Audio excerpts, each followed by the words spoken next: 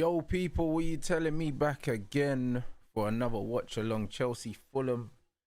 You get me, man? Getting the steps in, blood. You know what it is. Yeah, man's doing the Misfits card later as well.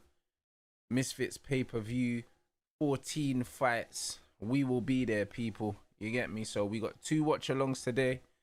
Obviously a match reaction to the United game and then the Misfits card. So yeah, busy day today, people. Busy flipping day, bro. So I said, yo, I might as well get moving early, blood. You know them ones on the treadmill, or else I'm gonna be sitting on my ass all day. You know, and that's how you get fat, innit? So the game is the game. Yeah, the game is the game. What you man telling me? What you man telling me though? Man said we need a bomber from United. It's coming, man. It's coming, I promise you. It's actually coming. I'm not worried about that, bro. Like, the Anthony situation was always going to happen. Do you know what I'm saying? It was always going to happen.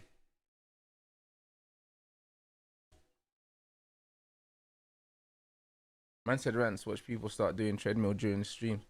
Probably, but it's not a bad thing. You know them ones. It's not a bad thing. At the end of the day, yeah, like, if people are getting off their arse and moving, it's a good thing, innit? Do you know what I'm saying? So, it's what it is. Man talking about the camera. Bro, nothing in this, nothing in the setup has changed. If anything, I think the lighting outside is just a bit different, that's all. Because I got a window behind my camera, innit? Look, I got a window behind my camera, and all it is the sun is not shining through the window. That's it. Do you know what I'm saying? So, man, yeah, that's it. Alright. Do I think Amorim will be sacked? Bro, I think he'll still walk. You know what I'm saying? I think he'll still walk. I think he'll still walk. But yeah, Amorim's an idiot, bro. Did you see the quotes? Man said, he said something along the lines of he'll change the system once these man understand this one. It's like, is man all right? Like, that don't even make no sense. The brother said that he's not changing, yeah? And then man's like, yeah, I'll change it once they understand this one. Is like, he's a fucking idiot, bro. Like, they just need to sack him. I'll be honest, like, the guy's a weirdo. Do you know what I'm saying? It doesn't even make sense. It don't even make no sense, bro.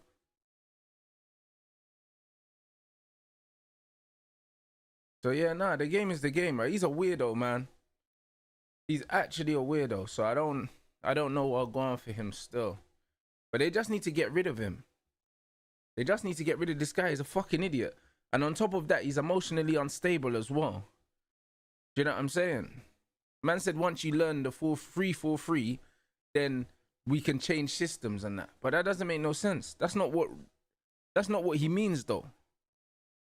That's not what he means, because he said that the 3-4-3 is a system that adapts to other systems. So what he's trying to say is he thinks that his system is a cheat code, and it can basically deal with every other system. Like, there's different mutations of the 3-4-3, but he clearly can't coach it. He just got away with it because the Portuguese league is shit, and he had better players than the other teams. That's why. That's why. He's an idiot, man.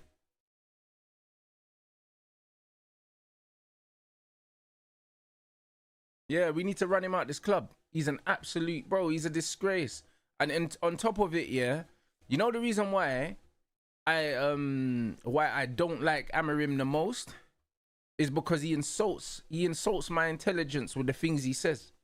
You know them ones. I feel like he's taking a piss out of me every time he does a press conference. Imagine the brother said that he'll change the system when these guys understand this, and the system isn't the reason why they're losing games. Like, brother, what are you talking about? When at the start of the thing you said you'll never change it, because if you change it, then the players will not believe in what you're trying to teach them. So it's either you will or you won't. How can it be both? And this is exactly what it is, bro. Man's emotionally manipulating football fans. Football fans are saying, oh, we're with you, Ruben. He cares just as much as we do. He doesn't care. Because if he cared, he would have fucking changed it and put his ego aside a long time ago. He's a fucking idiot. Do you know what I'm saying? We saw Ralph Rangnick, yeah. We know that Ralph plays a 4-2-2, yeah. And he realized the players weren't getting it. So he changed it. And he did that within a few games. And Ralph is an old man.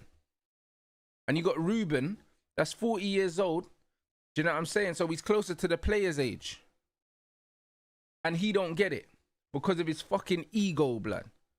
Do you know what I'm saying? He's a mug. He needs to walk. He needs to walk, bro. He should have never got the job in the first place.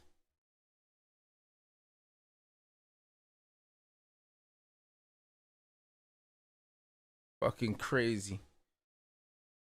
Man said 13 million loan fee, 70 million option to buy for Nicholas Jackson. 13 million for a loan. Chelsea have pulled their pants down. Who the fuck pays 13 million for a loan?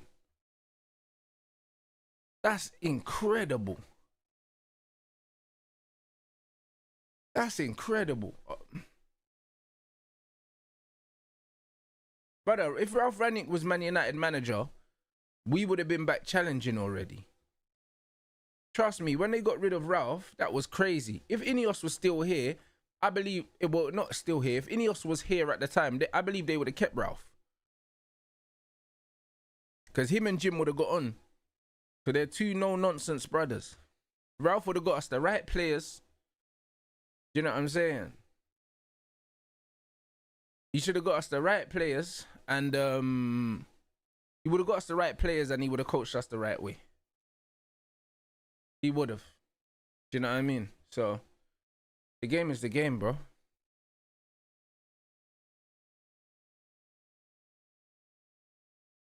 Man said, would I be surprised if he didn't walk? I wouldn't be surprised if he doesn't walk, bro, because who walks away from that much money? He talks like he would just be ready to dip and that, but bro, he's emotional. He's like a gal. You've seen it already. He's like a gal, blood. Man said, oh, sometimes I love my players, sometimes I hate my players. Bro, he's just emotional. He's emotional wreck. He's already shown that the job's too big for him. Way too big for him. The thing is, yeah, the only reason why I think he could walk is because he's such an egomaniac. He would want to be able to skew the narrative and control the narrative. Do you know what I'm saying? It's peak narcissism, bruv. That's why I think he might leave. That's why I think he might leave. Because if he can leave on his own terms, then he can tell himself a different story to the one that actually happened. Do you know what I'm saying? That's the reality.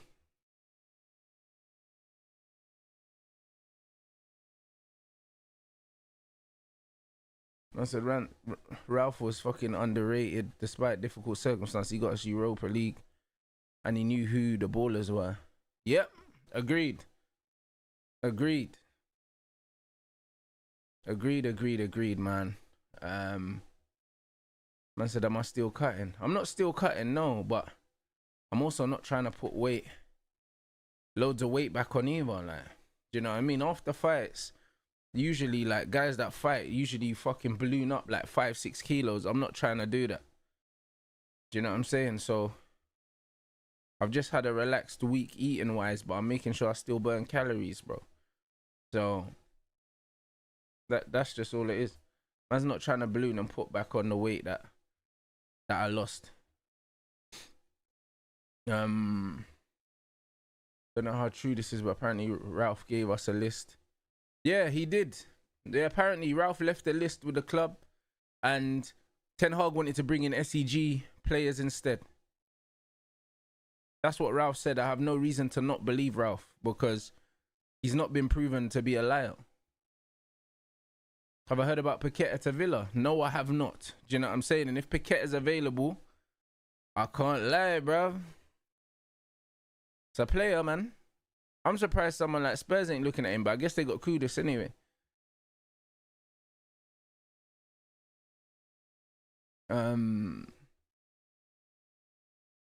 Yeah, Ralph did. He recommended us hella players.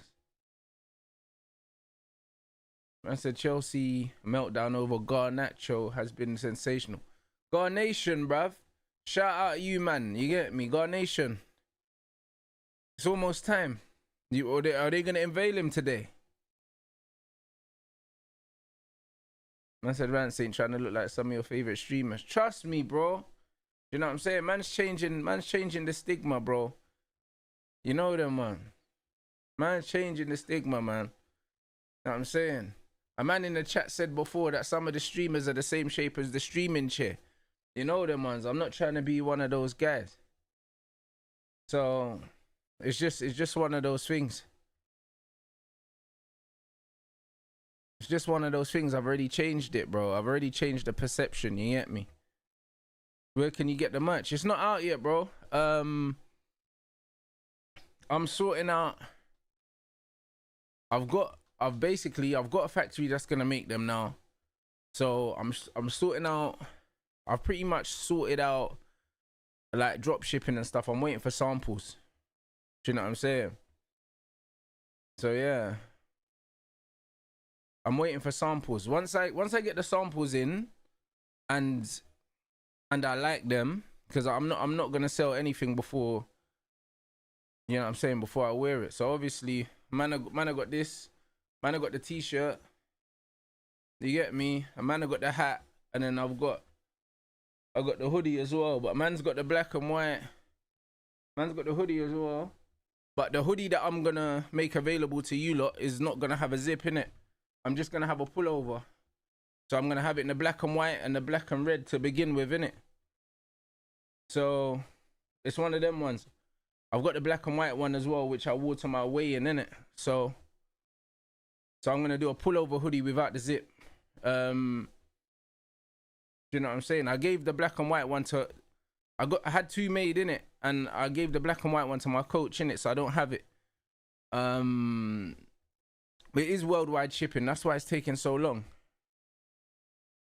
Do you know what I'm saying? That's why it's taking so long.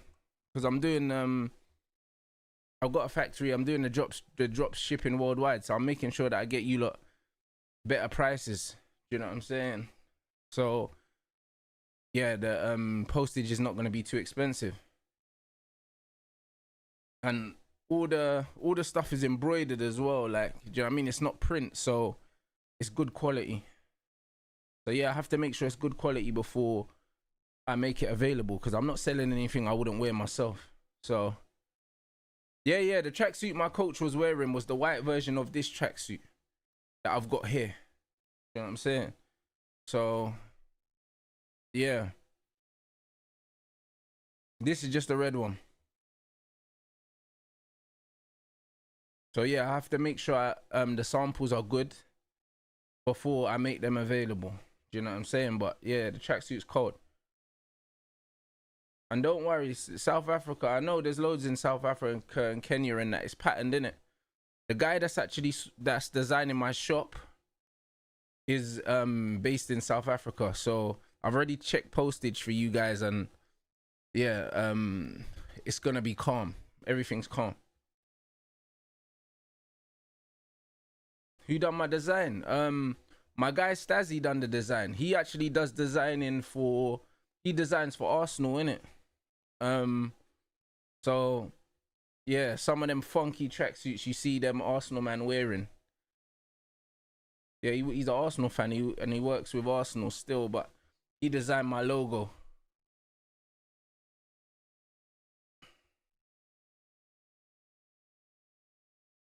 And so that walking pad's gonna wear out my knees. No, it's not, bro.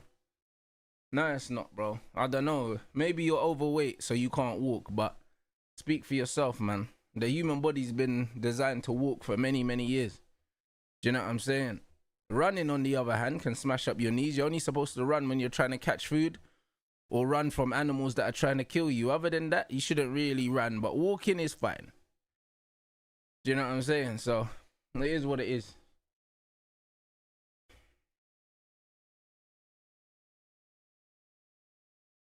Yeah, bro. I'll be coming to Kenya in 2027 and South Africa 2026.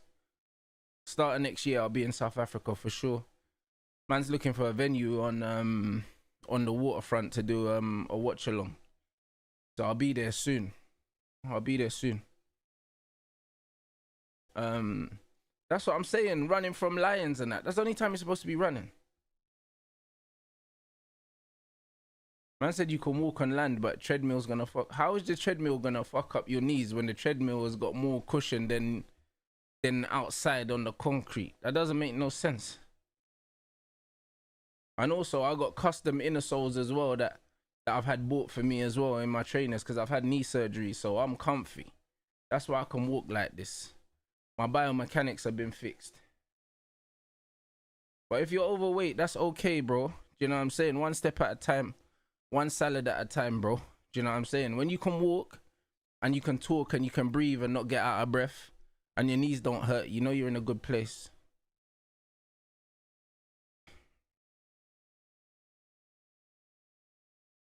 I said in life, never good to make assumption. But this is what I'm saying, bro. But people love making assumptions, bro. Do you know what I'm saying? I said one apple at a time, bro. It's crazy. That's what I mean.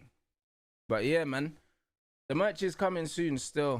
Do you know what I'm saying? And then I'll have the store attached to my YouTube channel, so you lot can just grab the stuff in it. But I've got a good factory, and as long as I'm happy with the quality, because they're sending me the samples, and then I need to check the sizing as well, you know.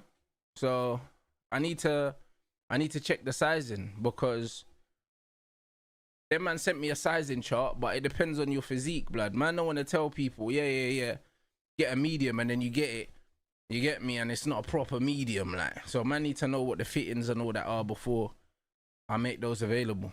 The hats, they're one size fits all, so they're easy, innit?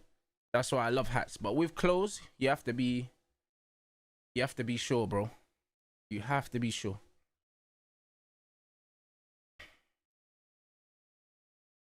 Man, so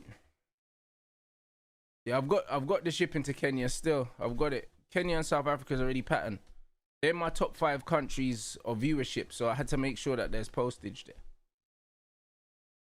So it's fine. So yeah, we're almost good to go, guys. By I reckon within the next month it'll be up and running, to be honest, because my samples are on the way.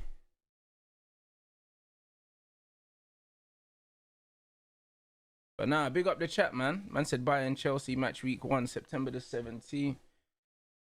How are you Chelsea fans feeling about your window? Because I can't lie, your window's looking kind of meaty. I like João Pedro.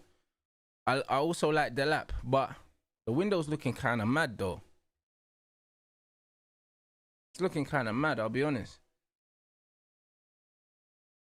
The man saying 4 out of 10. That's what I'm saying, bro. Got a Nacho and Gittins, man.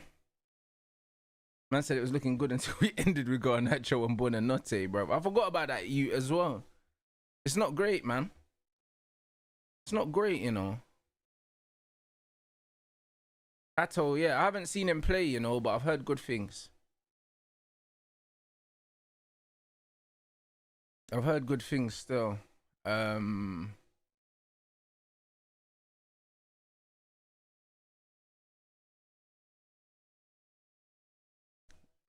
said 2 Argentinian frauds. You're killing me, you know. You're actually killing me.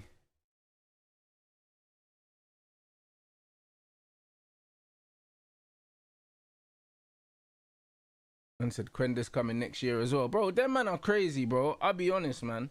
I'll be honest, I don't understand them. I don't understand all of this.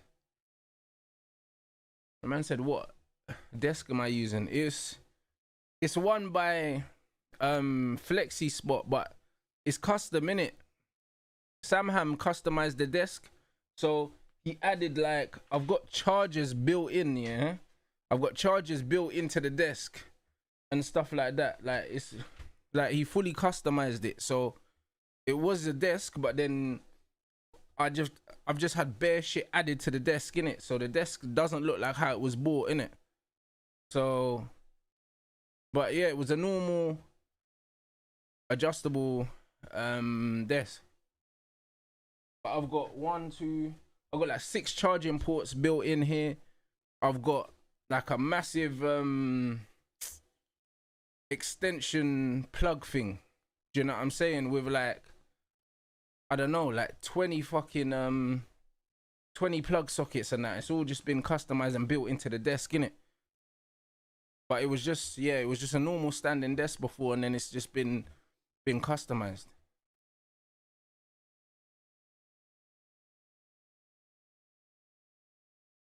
I said, what do I think about David Goggins? I don't really think much about him, but he encourages people to not be fat, so I like him, I guess. But I don't know him as a person. I don't know what he stands for or nothing. I just seen him just training. Do you know what I mean? So I don't really know. Man said the sporting directors don't understand either.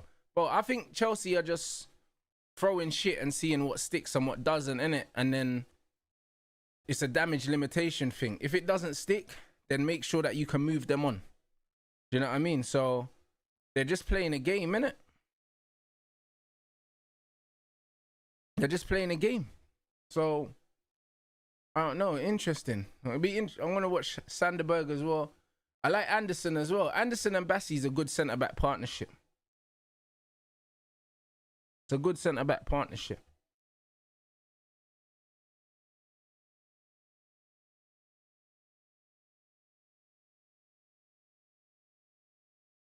Yeah, Gittins and Garnacho is crazy. Awobi, Castagna, King, Maniz. Yeah, see, Fulham's attack looks so dead, bro. That's why how United were moving like that is crazy to me, you know. It's crazy.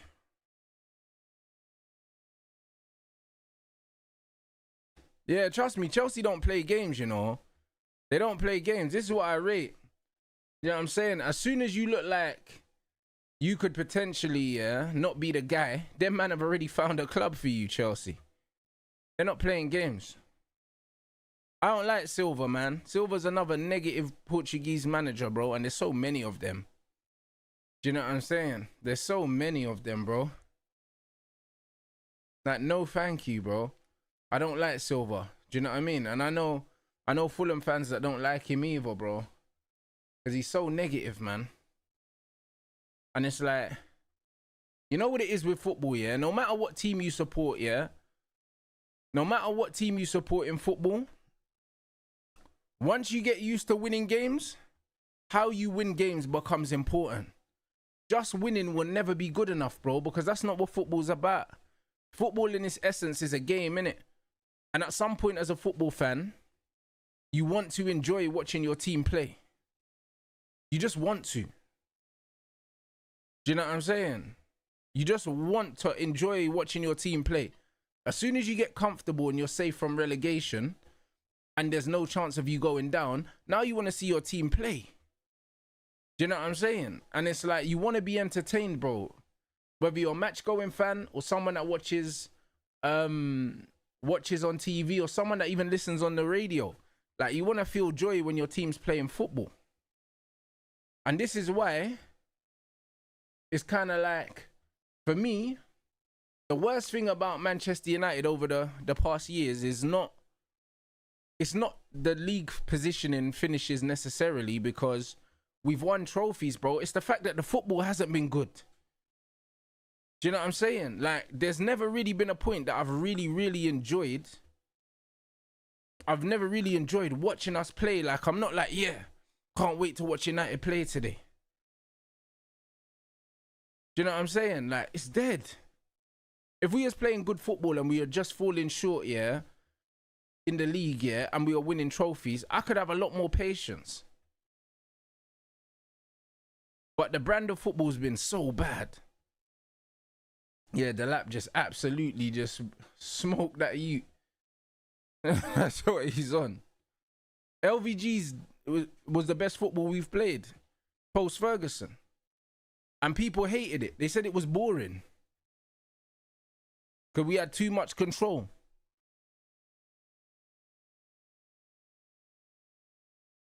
So yeah, bruv, it is what it is, man. But they weren't patient with the LVG because it was so close to Sir Alex Ferguson. Man said that the LVG thing was a snooze fest, but at the end of the day, LVG's football wasn't too different to how City played with Pep. But because Pep was doing it, do you know what I'm saying? And Pep was inverting and doing all these other things. People were going on like Pep was reinventing football, bro. But control is control. Control is control, bro. And not only did Van Gaal not have a good squad, yeah, he didn't get the players he wanted.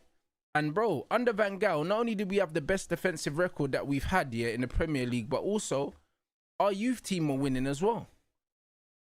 So that shows you that what he was doing, yeah, was actually working, because our youth team were winning trophies too. That's the most successful, yeah, as a whole club from top to bottom we've been. Because our youth team don't win shit no more. So it's just, yeah, bro. They fumbled with Van Gaal. They really did fumble.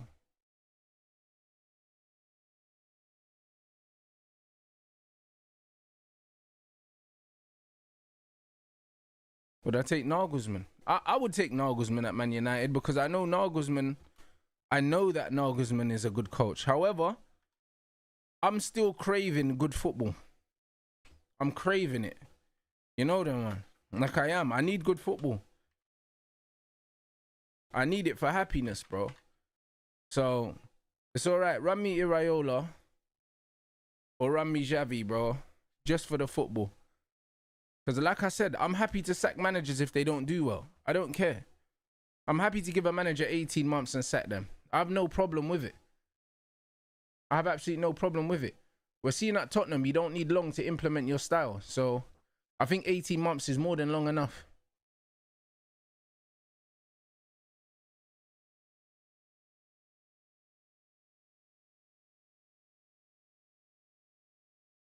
Man said about Postecoglou. Bro, I know a lot of people don't like Ange. I like Ange though. I like Ange. I like the way he speaks. I like the way he plays football, man. And I just think Tottenham was a bad fit for him. I don't think he's a bad coach. Man said Chelsea gave up on Xavi for Firmino. Who do I rate more? To be fair, I don't really rate Xavi like that. But he could prove me wrong at Spurs. Ange is stubborn, yeah, but Ange's football is entertaining. It scores goals. Do you know what I'm saying? Like, so it's one of them ones. Ange's football is closer to Man United than what the fuck Amorim's doing. What Amorim's doing is disgraceful. Good block. What Amorim's doing is disgraceful, man. Do you know what I'm saying? Where am I walking to today? Nowhere. That's the point of a treadmill. You don't really go anywhere. You just walk.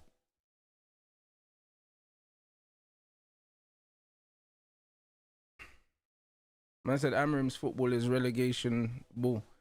Amorim's football. It is. It is. It is. But I also think that Xavi gets... I think Xavi doesn't get enough credit, yeah, for what he did at Barcelona. Because you know what it is, yeah? It's like, cool, it was Barcelona, but Barcelona was a mess when he was there. And he still smoked Real Madrid, like, with limited resources. That's what people forget. Like, he had limited resources. And he smoked them. Do you know what I'm saying? And not only did he smoke them, but this bro was promoting bare youths as well. So... the truth is we don't really know how good or how bad he is, innit? We don't know. But what he did in the Middle East before the Barcelona job impressed me. It did impress me. But it's whether it translates to the Premier League. That's my only fear. Not if he can coach or not. Oi, that's a poor... Come on, man. It's not whether he can coach or not. It's does it translate to the Premier League? That's what my only concern is. I don't think that he's a bad coach, because he was coaching man in the Middle East and he had their man jugging, bro. I think they won. I think he won multiple titles there. Yep, he smoked Real Madrid with NPCs, bro. I think we done a watch along for that game as well. I was in pure shock. I couldn't believe the way that they beat them. It was nasty. It was nasty.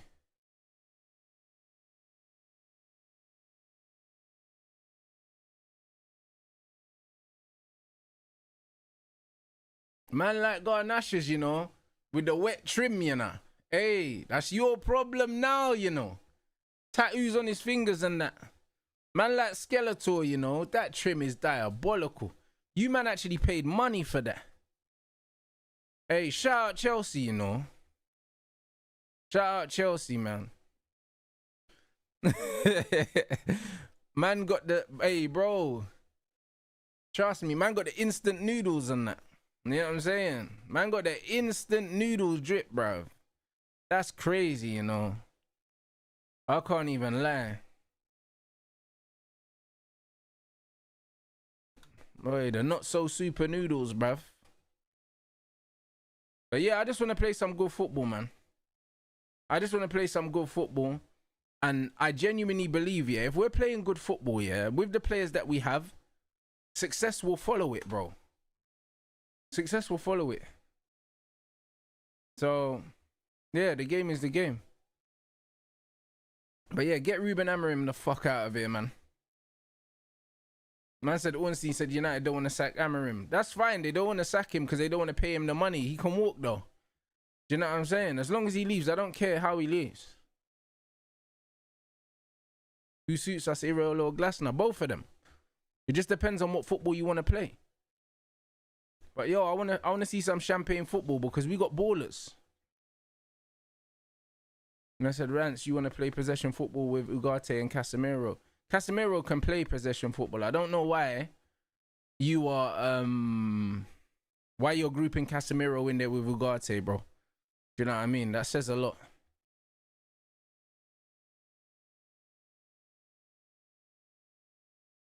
Oh, you good feet. It's a dead pass, man. You know them way there, man, like Esteval, blood. Esteval, blood. Do you know what I'm saying?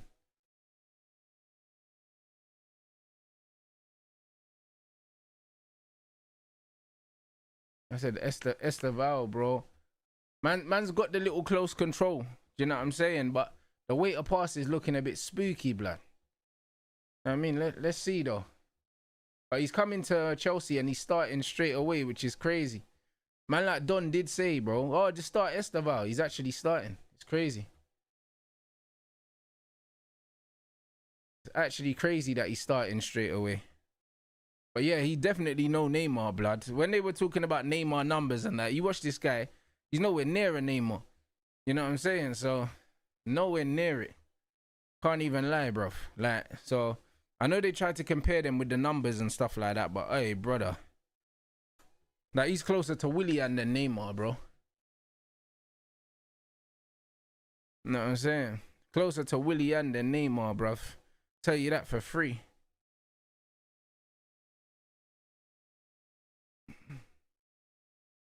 Trust me, bro. Hey, good tackle. That was a good tackle. Kaisedo, you know. Yeah, Chelsea's starting to control the game now. Yeah, man said left-footed Willian, bro. Yo, it's that. Douglas Costa was cold, you know. He was just in an era where there was ballers. But yeah, the fact that Chelsea, yeah, have bought Gittins, yeah, and Garnacho, and Neto is still on the left wing, brother. Yeah, the fact that Neto's still on the left wing, bro, that tells you everything about this recruitment, I'll be honest. Why isn't Gittins starting? Like, bro, man are playing a left-footed left winger, you know.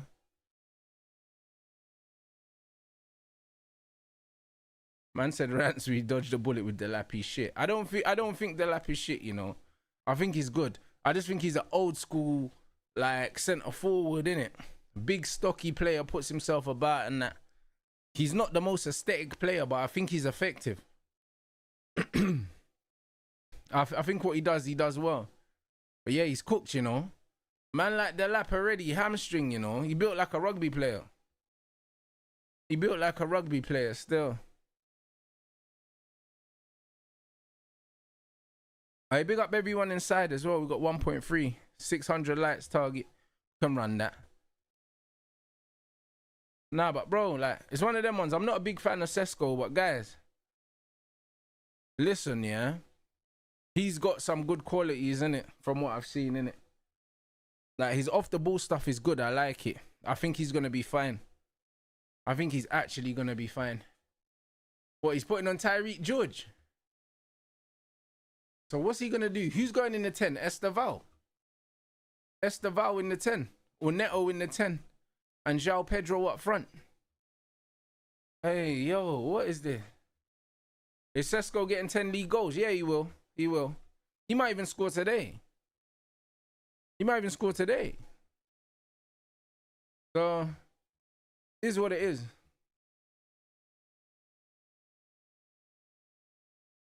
Man like Cole Palmer just chilling, you know. How long is Cole Palmer out for?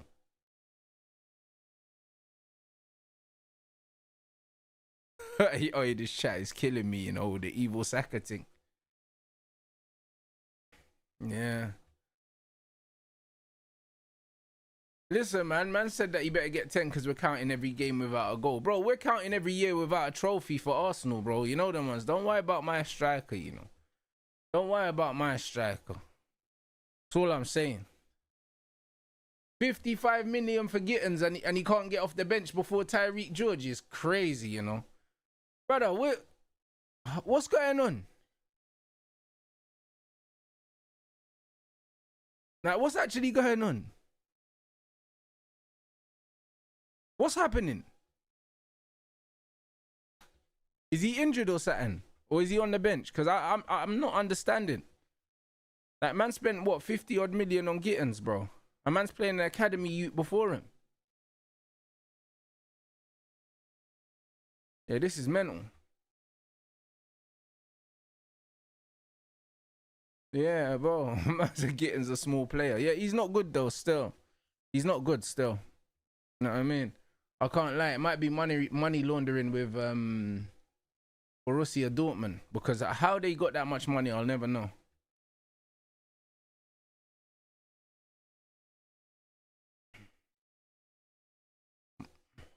Man said, man, I'm calling him kittens. Yeah, bro. That little break-in play as well, man. That little break-in play, I'll be honest, that suited Fulham, you know, because Chelsea was starting to keep the ball a bit better. So you look at Fulham, yeah, trying to play out from the back there, yeah, and putting himself under bare pressure just to hoof it long anyway. Man might as well cut the crap and stop doing this goalkeeper play into the centre-backs, to the full-backs. It's like, bro, you're just giving the ball away and putting yourself under bare pressure. I never understood teams that are trying to force this playing out from the back thing. If it don't work, it don't work. Iwobi's done really well there. That's very poor. You don't lose the ball there. Iwobi did really well there, putting pressure on the ball, but you shouldn't be losing the ball there. Whoever that number 23 is, bro, for Chelsea is fucking poor. Like, shouldn't be losing the ball there. Is that Chalobah?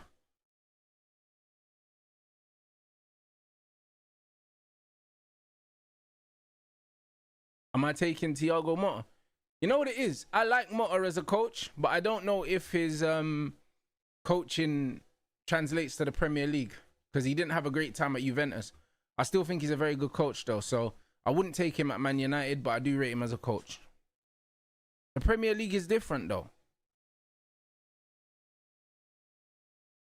It's different.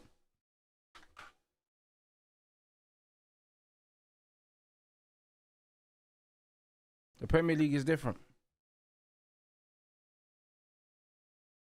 Stuttgart's coach is very good. He's very good, you know. He's very, very good. I'm surprised that Man United haven't looked at him as well. He can play a 4-4-2 as well, blood. He's tactically flexible. They play good football. I think he's a good name. I think he's a good name. But just go, bruv. Just go and get me fucking Iraola, man. Because he's just in the Premier League. It takes all the thinking out of it. Takes all the thinking out of it, man.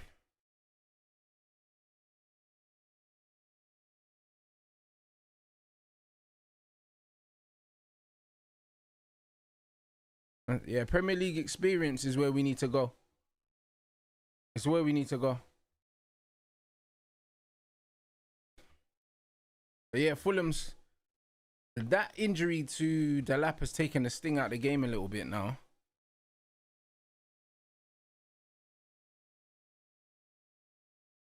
Man said, I think for your football to translate to the Premier League, you need to buy players that are physical and good on the ball. I agree, but also, Ruben Amorim's got those things and he's still struggling. Do you know what I'm saying? So, I don't think it's just about that. I think you need to understand how the games in the Premier League flow. You need to understand the culture. And if you don't understand the culture, you're in trouble, bruv.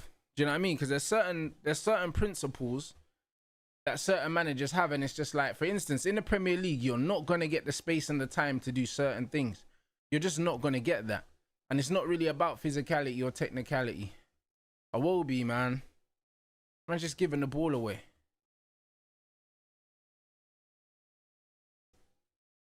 But like, Fulham are stemming. Bro, Iwobi's playing, bro. He's playing like a man possessed, innit? Like, Fulham are playing such a compact system right now, yeah? They're actually smothering a lot of stuff that Chelsea are trying to do. They're smothering a lot of it. But that's what I'm saying. A two-man midfield in the Premier League is suicide. Suicide.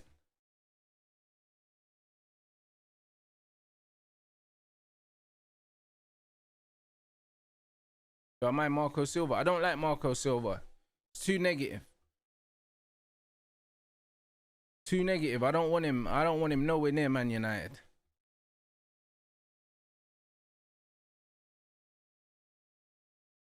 Don't want him nowhere near Man United still. I agree with the Xavi and pressure Barcelona stuff. I do agree. That's the one thing why I wouldn't really be against Xavi, is because I know the pressure of being at Manchester United would not faze him. I know that. Do you know what I'm saying? But Fulham have started really well, man. It says 50-50 possession, but it doesn't feel like that. It doesn't feel like that. It feels like all the meaningful possession, Fulham have had it. And it feels like Chelsea are playing Fulham's game at the moment and not the other way around. So I would say that Fulham are the better side. And this mid-block 4-4-2 Fulham are playing is nasty. This is the shape here that makes them very, very hard to break down. Aston Villa play it under Unai as well. And this is why they're a very, very stubborn team to break down. I think this is the best formation off the ball. That, just in general, that 4-4-2 mid-block's amazing. And it's great for a counter because you got two strikers. Oi, he's through. Oi, good feet. Finish. Oh my. Oh my days. Hey. I swear that's the fullback. Or is that the fucking... Or I'm like, bro, hold on. Who is that you? That ain't the fullback. I swear that... Bro, I swear that's the fullback. Brother, hold on a minute. Or is that the bread playing in the 10? Hold on a minute. These light-skinned NPCs, blood. Man, I don't know.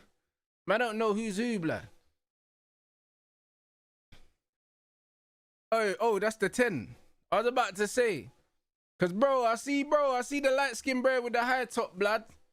This is crazy. Hey, brother. Hey.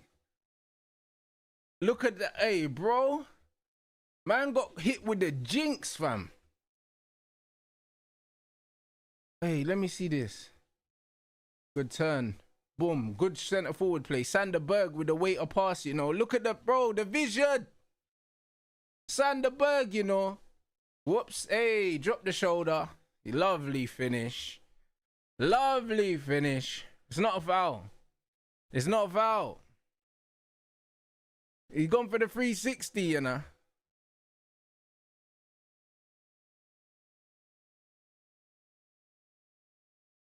Hey, bro. Wait a pass from Sanderberg. First touch out his feet. Beautiful. Beautiful. You know the way there. See, look at that Josh King, bro. Or whatever that King Ute is, and the number 9 as well. They're both 2 light-skinned brothers with the high tops, bro. They got the same trim. Trust me. They man got the default light-skin trim, bro. So man don't even know who scored. Oh, it's going to VAR. They're going to disallow it. As soon as man run over to the fucking screen, you know what time it is, bro. You know what time it is.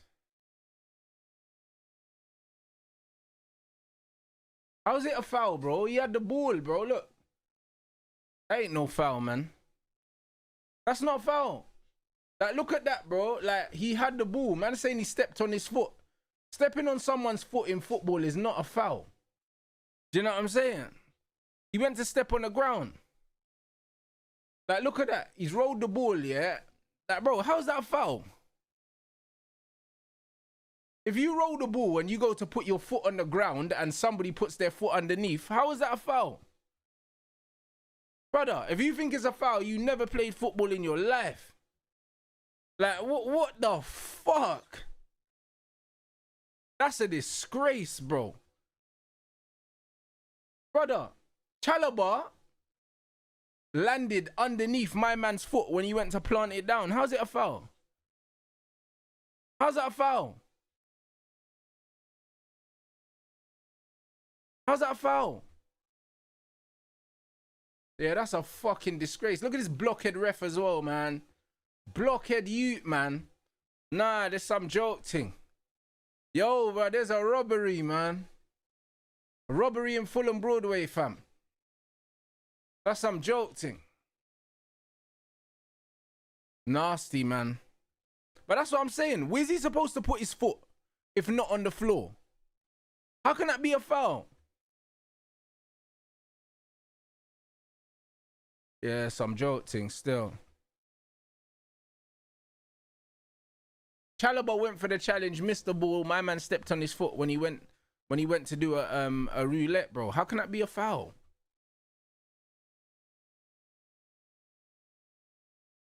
That's some joke thing.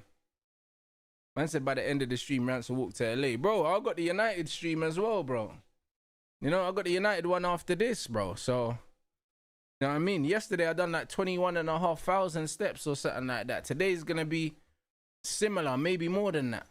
I'll be honest, but the game is the game, innit? Just means I can eat what I want, bruv. You know, like that. It means I can eat what I want. So, it is what it is.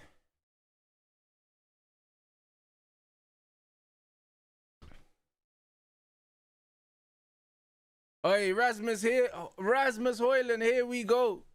You know them way there. Listen, gang business. You know what I'm saying? That's what it is, you know. Rasmus gone, you know. Hey, Rasmus gone, you know. What's man talking about? Man said Rasmus Hoyland gone. This is what it is. No Rasmus. We just need to pattern this Anthony thing. You get me? Trust me. I defeated Garnacho and Rasmus, bro, in one window. This is what I'm saying. One window. We did it, bro. We thought we weren't going to get no one to sign this bread. And we managed to get rid of Rasmus Hoyland, bro. They said the overall fee could add up to 50 million euros, you know, including the loan fee. Lovely stuff.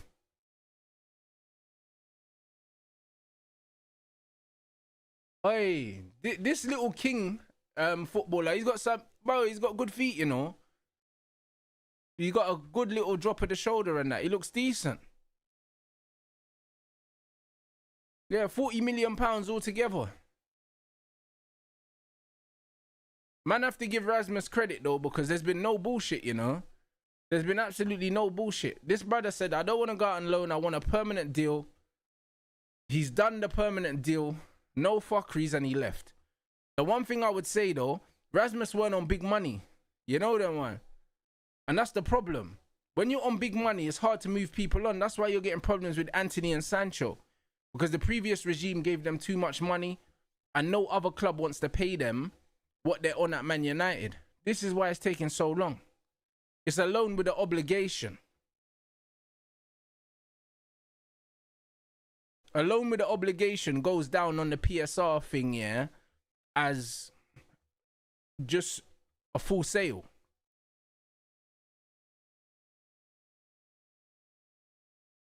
Yeah, Sancho is rejecting moves, but it's definitely to do with wages. It has to be.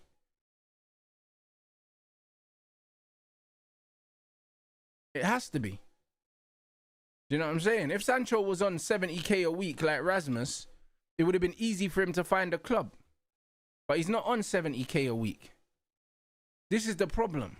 So it already narrows the amount of teams that you can go and play for. Bruv, Napoli are getting Champions League football, bruv. Obligation, if they get Champions League football, is like saying, do you know what I'm saying? Like what? If fucking Liverpool get Champions League football, they just won the league. Do you know what I'm saying? They just won the league.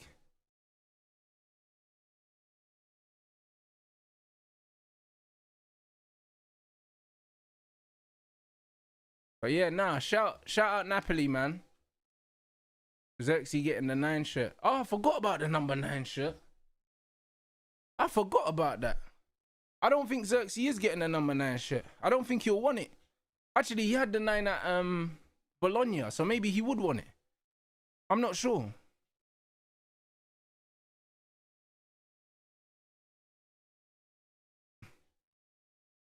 Hey. Yeah, actually, yeah, you might be right, you know. You might be right though. But I think he might be happy with the 11. But then again, you know them ones there. He could take the 9, give the 11 to fucking, I don't know, give it to Ahmad or Kobe or something. You know them one.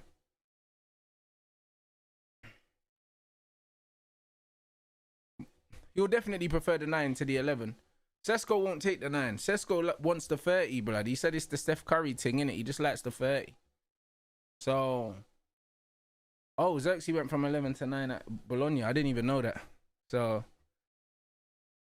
fairs. Do you know what I mean? But just get me a new manager, please. Get me a new manager. That goal shouldn't have been disallowed. That's nasty.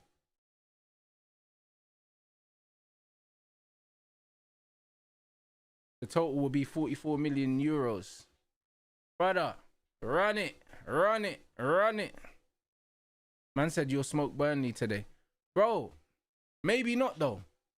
Yeah, Sam, I'm watching Misfits. We're doing the watch along. I've already got my pay-per-view still. I think we're still getting a midfielder, guys. I think we are. I still think we are, man.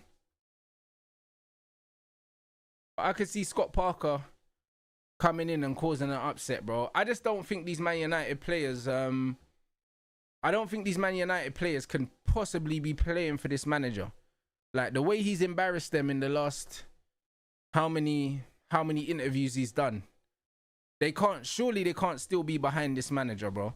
I'll be honest. I think it's only Dallo, Mason Mount, and fucking Bruno that probably still like this guy. Because if all the fans have turned with this manager, I'm telling you, bro, the players have turned as well. Don't think the players are not watching the content and seeing the way that the fans feel about this manager. This ain't good enough.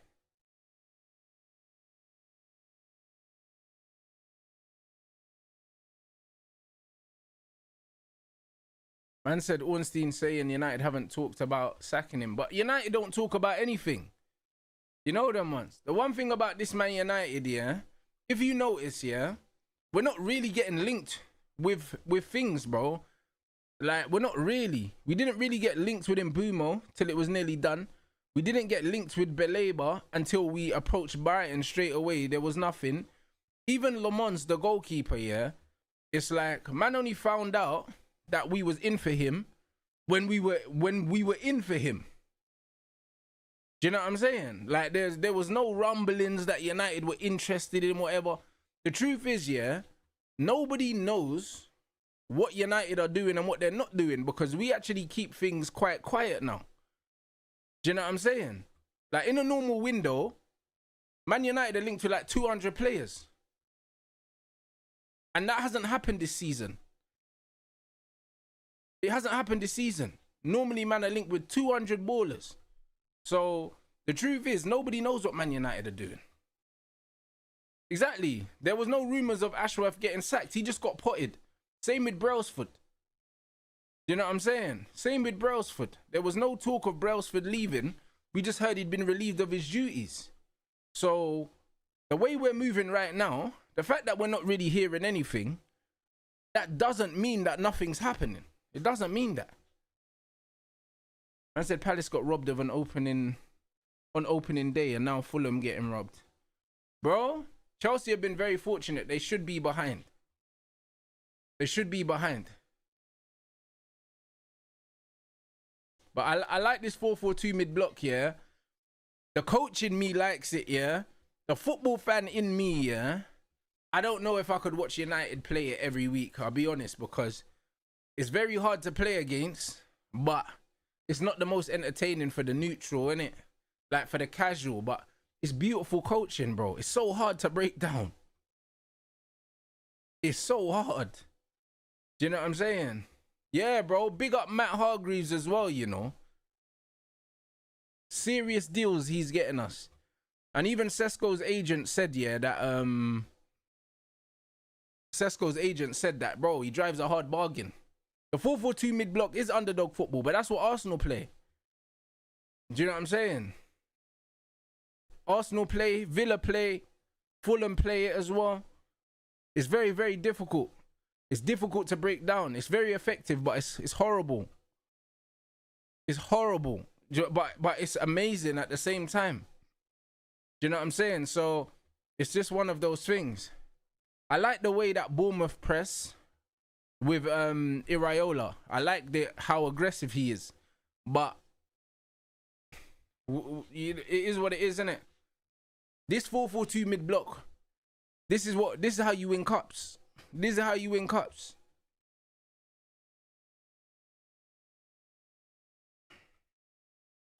I said Arsenal play 4-3-3. You don't understand what I'm saying, that's okay, bro.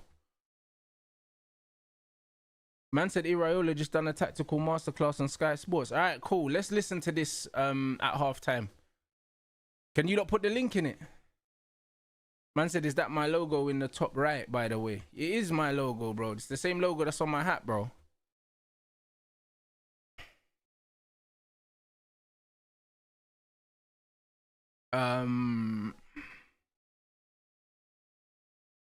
Man said that Iraola with our team, I don't know about it. I'm gonna listen to the masterclass at halftime and we'll see. Arsenal play a 4-3-3 on paper. They play a 4-4-2 off the ball and they play a 3-2-5 in build up. It's not really so 4-3-3. The actual formation doesn't really matter. It's what you do on the ball and off the ball. Effectively.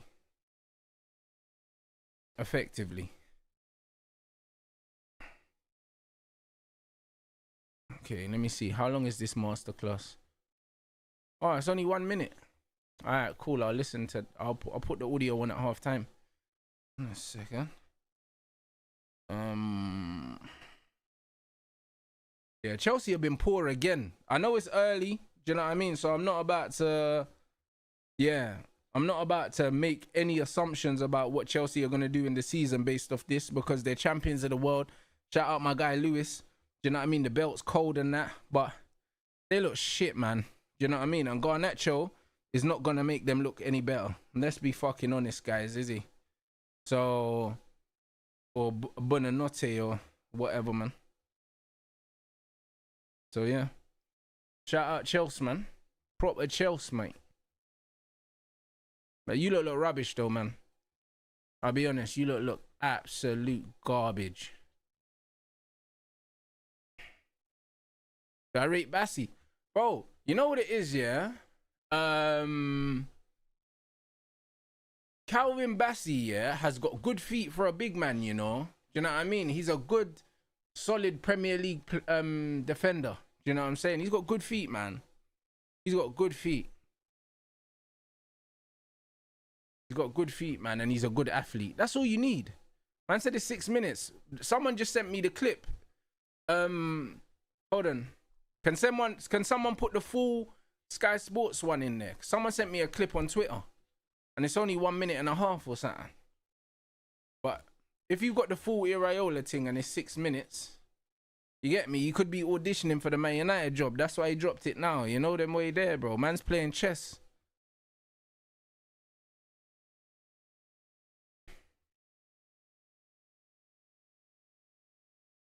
When the Chelsea fans gonna realize Enzo ain't the guy, bro. Enzo's a scrub, man. That's what I've been trying to tell my guy. That's what I've been trying to tell. What is it, man? Like Don, you know. Man like Don, you know. Don's out here talking, bruv, bare doo-doo, fam. I told man said the most creative player in the league, and that he's shit, man.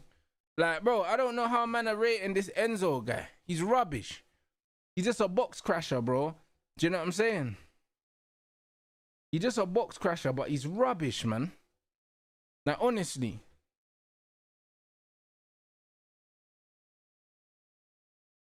I said, Rance, I told you about Enzo from the start. He's rubbish. He's not even a spicy McTominay, bro. McTominay's got more about him. Man said, but I don't tell Don. Bro, I told Don. Me and Don have got a bet with Enzo and Bruno. We've already got a bet. We've actually got a bet on, bro. I can't stand Enzo. He sucks. Tyreek George getting ragdolled as well by my guy Anderson, innit? He's a defender that I rate, bro. Anderson. Anderson's cold. He's cold, man. I'd have signed him from Palace.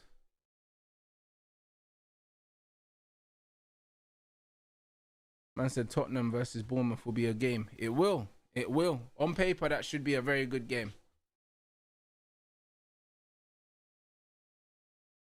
Man said, I don't understand why he didn't stay at Palace.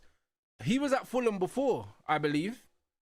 He was at Fulham before and he went back. So, I don't know. Maybe there was some sentiment in that.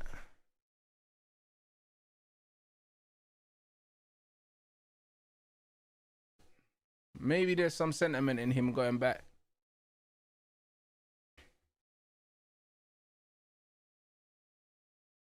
Man said Garnacho looking like Eminem, you know.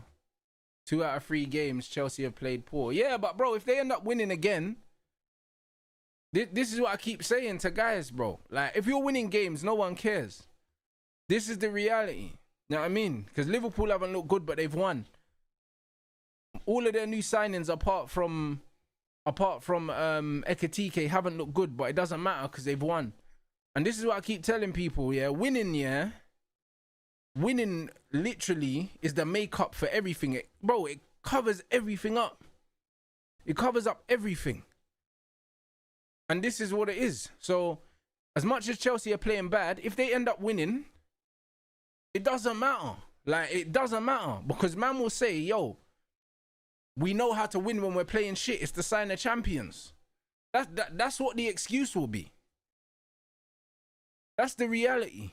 So, like I said, yeah, out of all of the quote-unquote big six, yeah, Tottenham have looked the best in terms of how accomplished they look when they're playing. They look like they've been playing for this manager for a long time. They look like they're all in sync. They look like they have a style of play. But unless you win games, it doesn't matter. Like, this is the reality. It don't really matter because man are going to be able to skew the narrative in whichever way they want. Like, we lost to Arsenal and then man said, right, we didn't even have to play good to beat you. No, you just played shit. Do you know what I'm saying? But man will say, yeah, but we beat you. And you can't argue with it because they did. Even when you look at the goal that they scored, it was a shit goal as well, but it don't matter. They still won the game. Do you know what I'm saying? So, man could turn around and say they're not playing well, but if Chelsea score and they win this game, what do Fulham take from this game? Oh, we played well. It's mad. Like, that's the reality. Oh, we played well. Alright, cool, that's cute, bruv, but you lost. Like, that's football, innit? So, it just is what it is, bro. It just is what it is, man.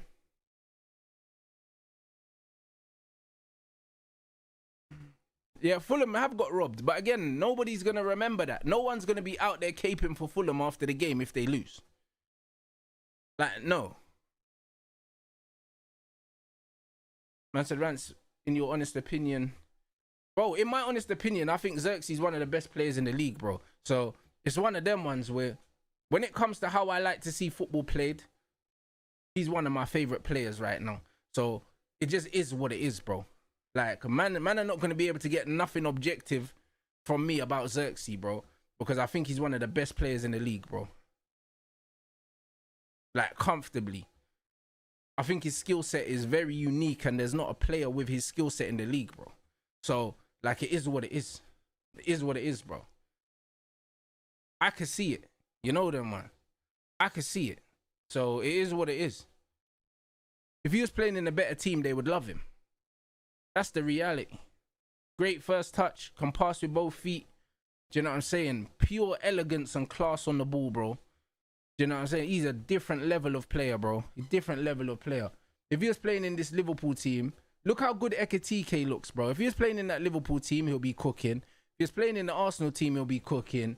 If he was playing in this Chelsea team, he probably wouldn't get a touch because they're getting bossed by Fulham. But, do you know what I'm saying? Like, Xerxes is a fucking high level player, bro. His skill set is very, very, very high. Do you know what I'm saying? And this and he's got the physicality to boot as well. He's 6'4" and he puts himself around physically now as well, which he wasn't doing when he first came. So it's one of them ones where Xerxes, bro, honestly, like, bro, people are only starting to realize how good a footballer he is. Like, remember on Mandem Talk, bruv, I was one of the only guys that was still backing it for Xerxes, bruv. A lot of these guys, after 5 games, were like, right, he can't do it in the Prem. And now, all of a sudden, man are actually rating him now. This is what happens, bro. I seen it, bro. My talent ID, bro. I can't lie, bruv. Same way I told you, man, about Garnacho. I'm telling you about Xerxes, bro. Top level player. That's why when he was available, or when people thought he was available, he had bare offers. Bare offers. Trust me, he's the real deal, man.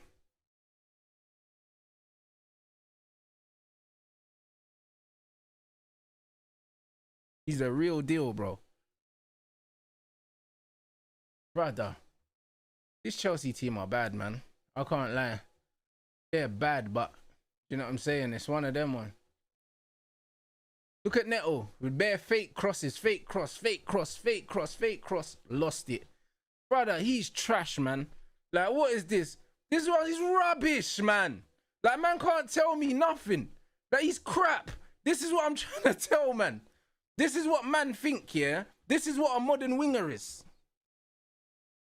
You know, 1v1, fake cross, lose it. Do you know what I mean? But he tracks back. Bro, fuck off. But he tracks back, bro. This is what these men are doing. But man are trying to tell me that Xerxes can't play, bro. This is what I'm trying to say, bro. Man will rate guys like Neto and Garnacho and stuff and then tell me Xerxes not a baller because he ain't got 99 pace. It's crazy, bro. That's what they'll do. Neto is trash. What are we doing? When a player is that limited, yeah? When a player is that limited, the worst thing you can do is put him on the left wing. At least on the right side, he can just cut in and cross it. On the left wing, you actually have to create that half a yard to get the crossing, and he ain't got the feet for that. He ain't got the feet for that. I don't know why man I got Neto there. He might as well be a left back. Like, Neto is a wing back in the Amorim system, bro. That's what he's a fucking wing back. He's shit, bruv.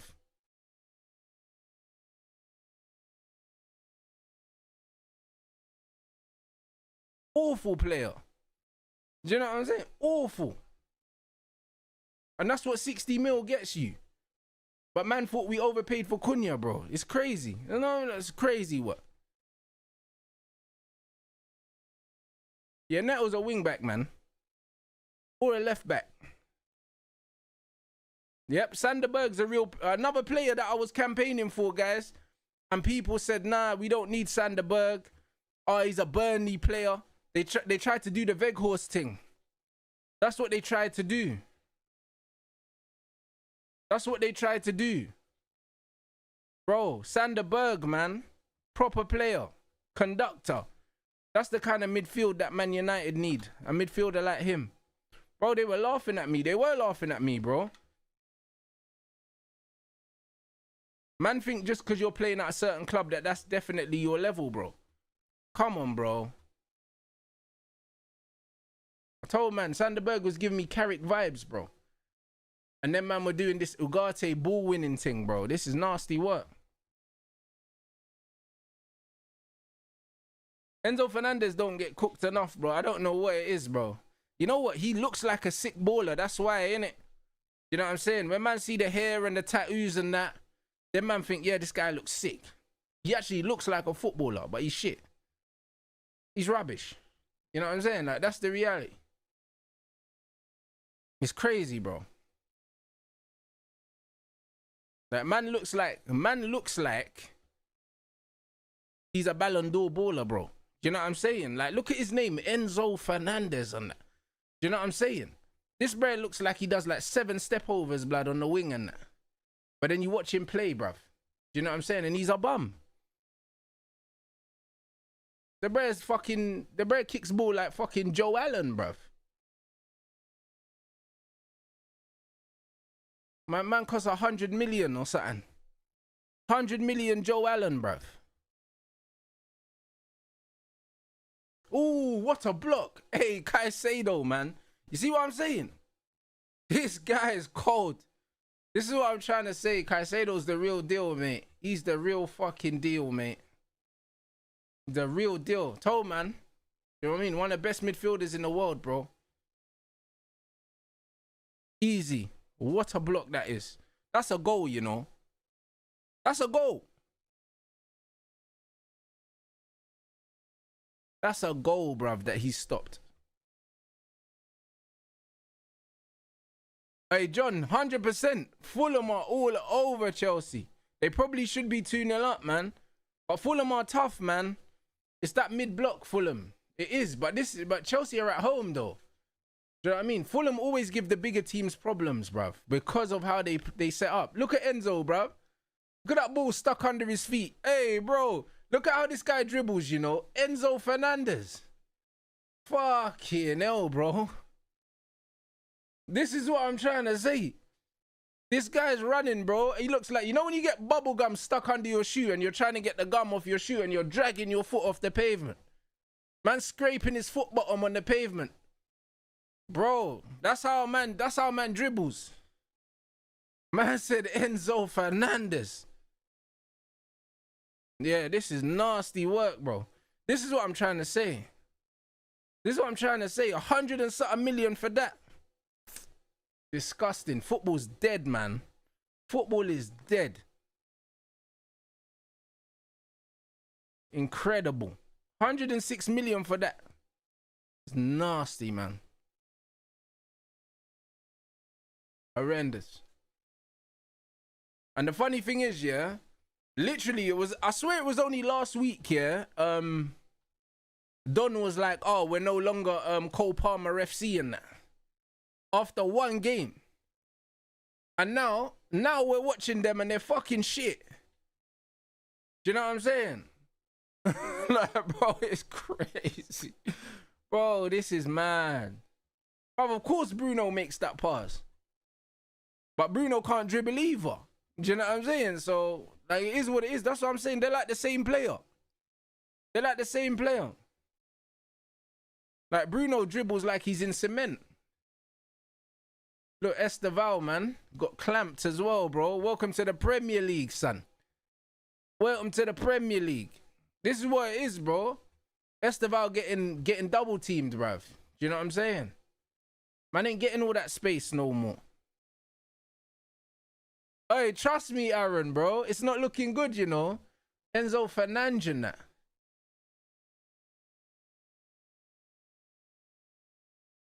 But yeah, Chelsea don't look good, man.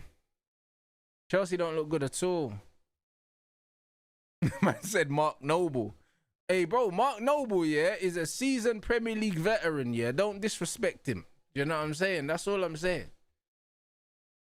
Look at Enzo, you know. All them tats, bro. A man got the haircut and everything like that. He's a scrub, man. I'm telling you.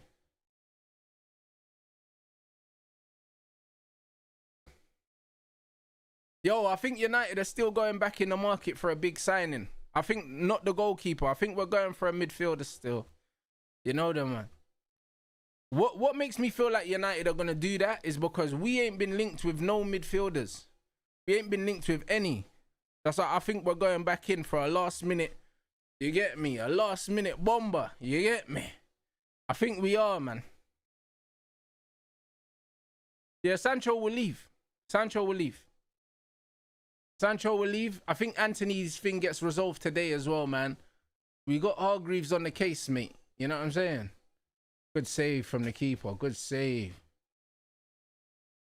Evil Saka, you know.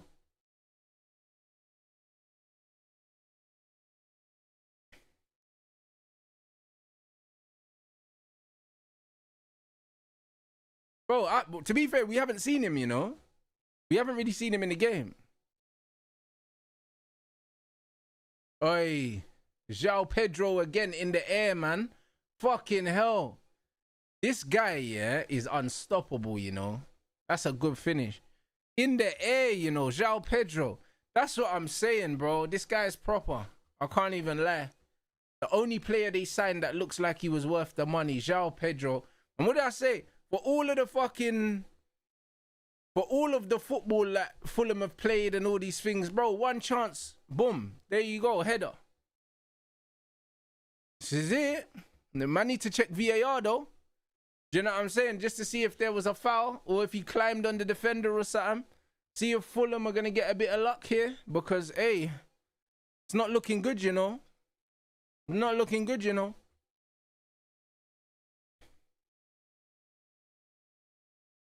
This is crazy, you know.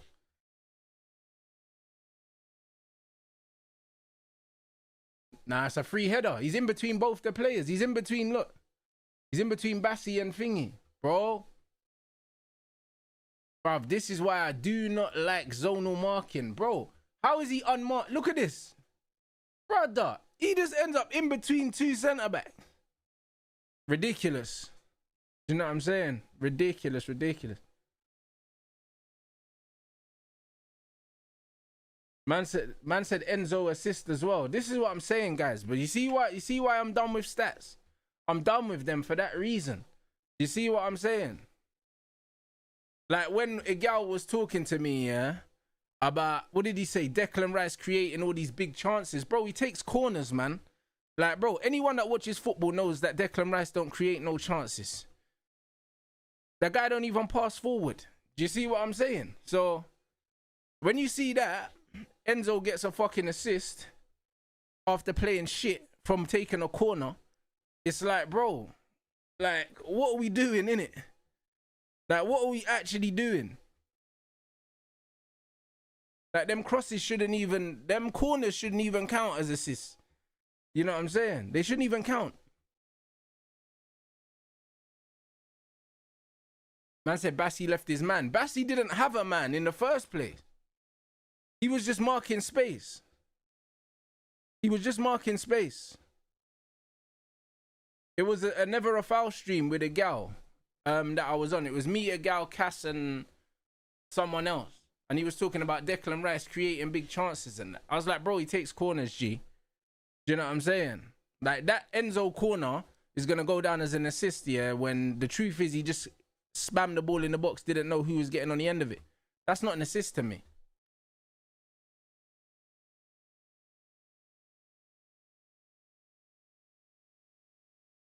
That's not an assist, bro. Corners and fucking free kicks shouldn't be assists, bro. I don't care. Indirect free kicks and corners shouldn't be assists, bro. Because man are just putting the ball in the area. Do you know what I'm saying? So fuck all that, bro. That's crazy to me. That is like, that's the epitome of stat padding. Just putting the ball into areas.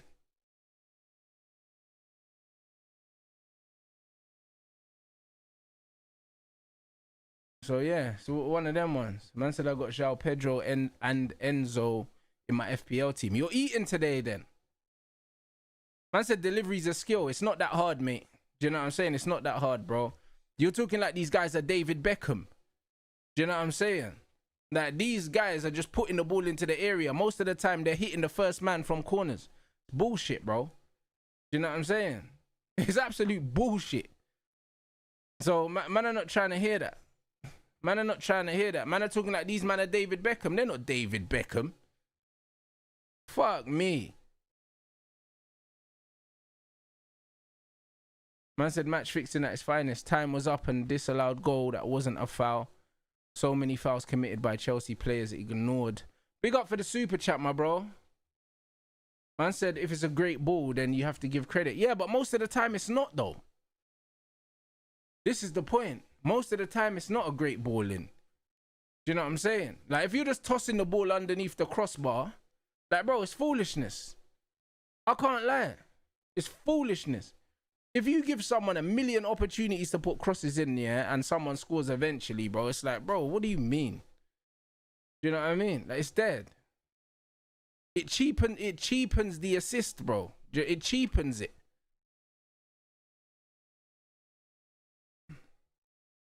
Man said, yeah, while Ben White's blocking the keeper or Saliba's pulling the defender's fucking shorts or something like that. Do you know what I mean? It's ridiculous. It's actually ridiculous, bro. I'll be honest.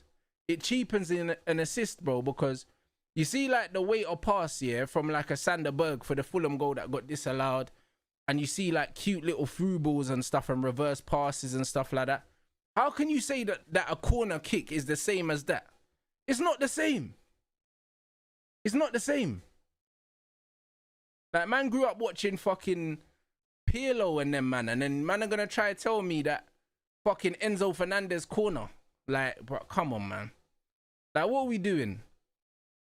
You know what I mean? What are we fucking doing here, man? You know what I mean? Put the fries in the bag, man. That's just what it is. It's bullshit.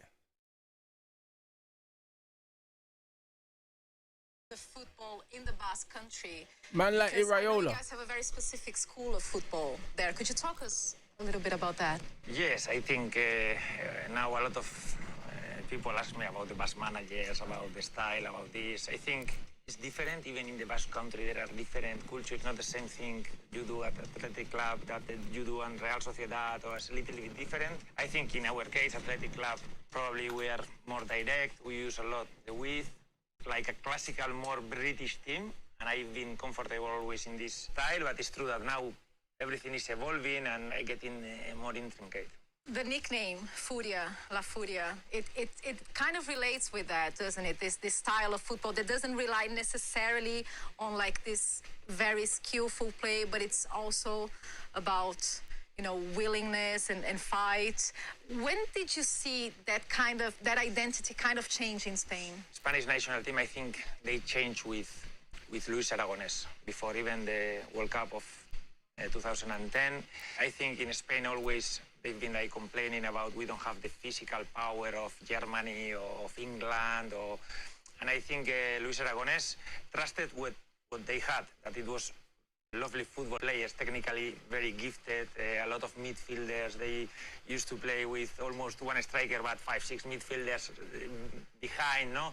And I think they got results when they played for their strengths, no? And it was really an amazing moment, winning 2 Euros and 1 World Cup in a row for them, yes. And then you have Vicente Del Bosque winning the World Cup. What did you like about that team? Because there was a lot of the talents from Barcelona, but it wasn't Barcelona playing. He had a few tweaks as well. No, I remember that was a big controversy because Vicente found a way to make Busquets and Xavi Alonso play together, because they were kind of holding midfielders and they normally used to play just with one and then use, I don't know, Iniesta and Xavi inside, or with Cesc, or with whoever they put. This guy knows his football, man. Small tweak to make Xavi play next to Busquets and then put Xavi Hernandez a little bit higher. And I remember he used Iniesta coming from the outside, but really they had connections here. Exactly. That's what a lot of people don't realize, yeah? Iniesta used to play from outside and the wings drifting inside, bro. Everyone talks about Iniesta like my man played in the 10, yeah? He didn't, bro. You know them ones. The same with Zidane. Zidane played off the left. But he was a 10. Do you know what I'm saying? And Iniesta was kind of like a hybrid 8-10, like. Do you know what I'm saying? And Bear Man talk, the way they talk about Iniesta, I know they never watched him play. They never watched him play. Do you know what I'm saying? Like, Iraola knows ball, bro. His players, sometimes he used Navas, sometimes he used another inside player with David Silva, and normally one just reference, that was David Villa, Fernando Torres. Normally, it was a team that grew through the middle, no? I remember sometimes playing as a fullback, but you were not really involved in the game where you are a fullback. They pass you the ball when you didn't have like almost other option. I pass you the ball and then they ask me again the ball because they are so good here in the middle. It's a pleasure to see them play. And how do you think this team impacted the Spanish football, playing the Basque country at the time? Because it's such a fragmented country in itself, and it must be hard to unify football as well. I think it's difficult because even in the Basque country that we are really small, it's not the same one academy or other academy, and I think it's good to be like this. Everyone to have their own identity, no? But I think in Spain, with probably best Barcelona, with Pep there, with the national team winning a lot of tournaments, there was a switch of, no, this way of playing gets you results. It's not just something that, okay, we want to build up, it looks nice. No, it's the best way to get the results. What kind of impact did this team have in you as a manager to form your ideas? Because, of course, you played with most of these players. Yeah, for me, it was a big change. When I was playing with my club, I normally played right back. We always used double width. I was kind of overlapping fullback. We arrived with a lot of numbers to cross. I arrived to these spots, and for me, it was a perfect situation to cross the ball. We normally played with target nines, with Llorente, Urzaiz, Aduriz, with players that they could hit everything. So I was very used to arrive outside, normally good combinations outside, 2 against 2s, 1 against 1s, and then put the ball and cross. And with Spain, it was completely different. They went through the middle, they went to attack the middle, they put a lot of numbers in the pockets, in between, and then we always open just with one player outside. Just one player normally. Hey, bro, get this guy, man. One of the fullbacks more than the other, like they do a lot of times. But normally we open just with one, and it was not a good decision to cross from here. They weren't even running for the cross, no? We wanted just to use the width, just to open a little bit these small spaces in between. And play so between the lines. Find the good players we had, and then they can do their thing inside, no? So it's... See that, bro? And that's what I'm saying, Iraola, bro. And there are different ways to play, bro. Using the wide players as decoys so they can play through the middle. Do you know what I'm saying? So all them wide runs from the fullbacks are just decoy runs so they can play through the gaps in between the lines. This is what I'm saying, bro. If you get a manager that wants to play in between the lines and you've got the likes of the Cunhas and the Xerxes and the Amads and the Cobbies and all of this, bro, we're cooked, brother. I'm telling you. I'm telling you, man, we're cooked, bro. I'm telling you. Iraola gets it, bro. Do you know what I mean? Sometimes you can play to get the crosses in, and sometimes you're using the wide man as a decoy so you can play between the lines. If you've got better players in between the lines, then that's how you play. Like, there's different ways to kill teams. Sometimes you kill them out wide. Sometimes you kill them through the middle. Like, he gets it. I said Iniesta's my favorite player of all time. He never played 10. And even when he played in the mid, he played, was it in the 8? Exactly. His ball knowledge is making me want him now. Facts. This is what I'm trying to say. People talk about Iniesta like my man was playing in the 10. And man was playing off a striker, and that guy was everywhere. He was everywhere. You know what I'm saying? He drifted in off the left. He was combining. He was close to Xavi. You know what I'm saying? That man was just combining, bro. Like he was more of an 8 than he was a 10, bro. And this is what it is. So when you actually look here, when you actually look at what this coach is saying, he knows, he understands with certain profiles you have to play a certain way. Certain profiles you have to play a different way. Because the Spanish knew that physically they were inferior to other teams, they played to their strengths, blood. And that's why Spain said, fuck it, we're going to play with a false 9 and we're just going to overload the middle of the pitch, bro. And we're going to kill people through the middle. Do you know what I'm saying? And they killed people through the middle of the pitch, where they always tell you the space is on the outside. Man said, we don't need space. We're better footballers than you. So we're going to use the wide players to create the space, and we're going to go straight through the middle. And guess what's in the middle of the pitch? The fucking goal. How about that? How about that? The goal's in the middle of the pitch, and we're just going to go the quickest route to the goal, which is straight through the middle. Thank you. And this is just what it is. That's it. You need the ball to beat a team, bro. And this is what it is. If you ain't got the ball, you can't beat my team.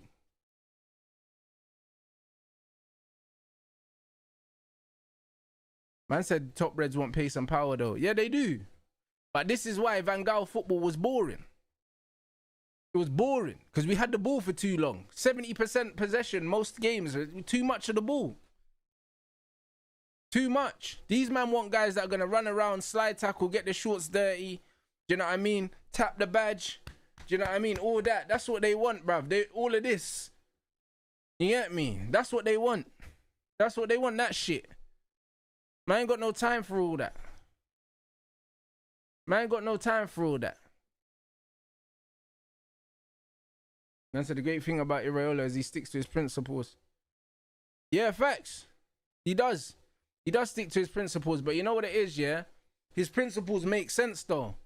Ruben Amorim's principles don't make sense. Ruben Amorim literally said in his interview, and I don't know if you lot clocked it, yeah? He said that 3-4-3 is the only formation that he never played in. He said he played in a 4-4-2. He played in a 4-3-3. And he decided, yeah, to create this ideology of football, yeah, in a system that he never played in himself. Like, he's a fucking idiot. You know them, man. So, it's one of them ones where his principles are based on, not based on reality, because he never played that system. He never played in it. Do you see what I'm saying? So, it's like, what are we doing? What are we doing? It's actually mental, bruv. It's actually mental. Hey, yo, bro, listen. Bruv, man are not still talking about this delivery thing. We don't care, innit? If man think it's hard to take corners, yeah, they've never played football, man. You know them, man. They've never played football. Trust me. Most footballers are not good at corners, bro. They just keep trying until one's a good one. You know them ones there. Players like Beckham, players like Ward-Prowse and all these guys, these men are actually skilled set piece specialists. Do you know what I'm saying? But these men are fucking 1 in a million footballers.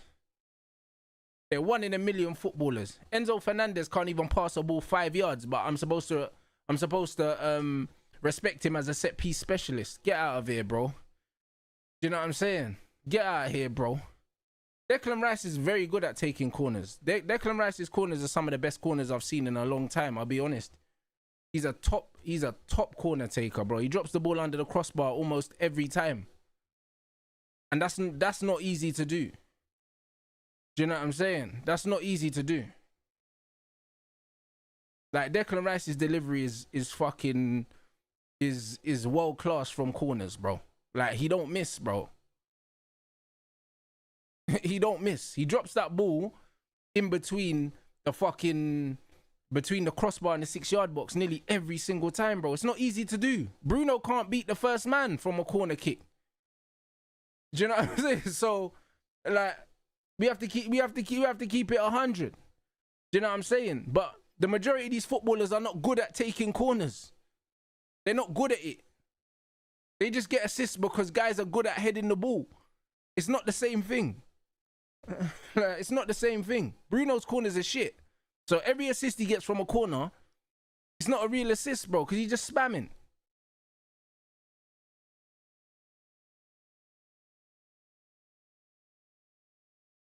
Man said Mbumo's set pieces are class. They're all right.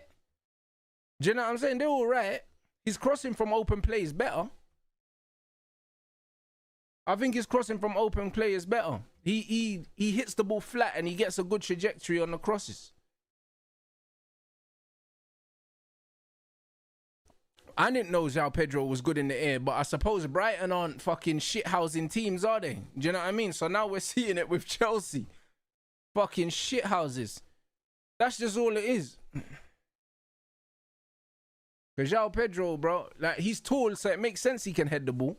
You know what I'm saying? But he's very good in the air. Do you know what I'm saying? He's very good in the air. Because he's directing these headers as well. It's not like he's just getting on the end of them. He's actually directing them. You have to respect it.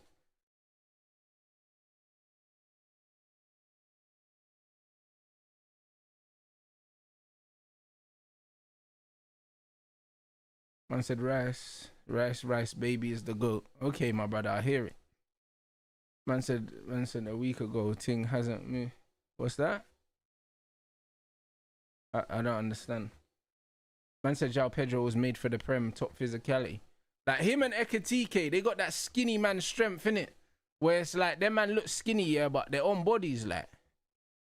Do you know what I'm saying? Like, they're actually on bodies. Like, they're very strong brothers. They man have got them titanium bones, blood, that vibranium thing, that Wakanda strength. My man said that Brighton usually target Welbeck for headers. Well, that makes sense also. That also makes sense though. Man said Enzo looking like Ugarte. Bro, Ugarte is a tramp. Awful footballer, bro. And that, you're right, Enzo is kind of looking like that. But honestly, that bro, he's not a very good footballer, man. He's not a very good footballer. But he's got intensity in it and he's got passion, bro. He's got passion and intensity, bro.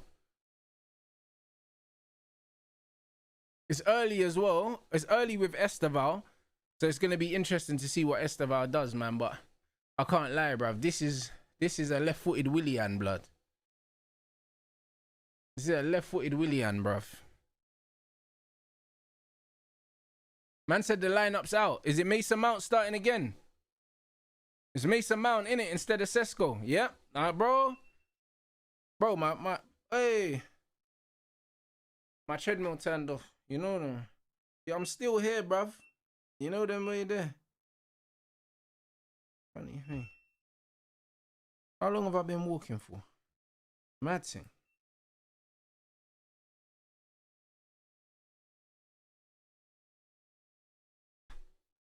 Bruv, it turns off if man are walking for a certain amount of time. It just turns off. Bruv, how long have I been actually been walking for though? But usually after an hour, it just assumes that man's not on here. Or it's 90 minutes or something like that. Yo!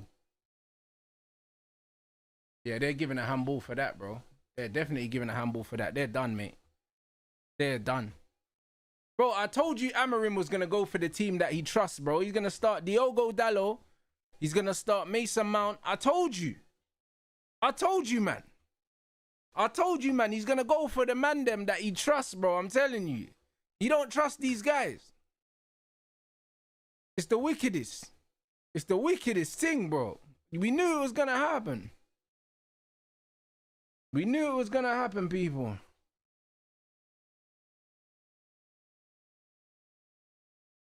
So yeah, penalty for Chelsea. They're definitely giving that penalty. There's no way they're not going to give it. Fulham have been robbed this game. They're not going to not rob them now. You know what I mean? So yeah, Mason Mount starting and it's probably Dalot right wing back. Yeah, this manager's disgusting. Yeah, there we go. Dalot, Delit, Euro, Cas Bruno. No, Ahmad plays. So what? Dorgu's dropped. Hold on. Brother, Dorgu's dropped. Dalot left wing back. Hey, nah, you're kidding me, bro. And no Kobe again.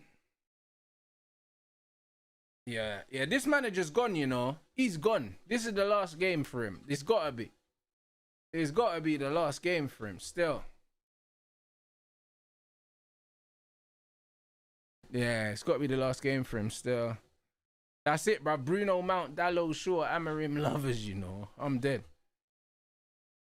Dallo left wing back, bro. Get this guy the fuck out of here, bro.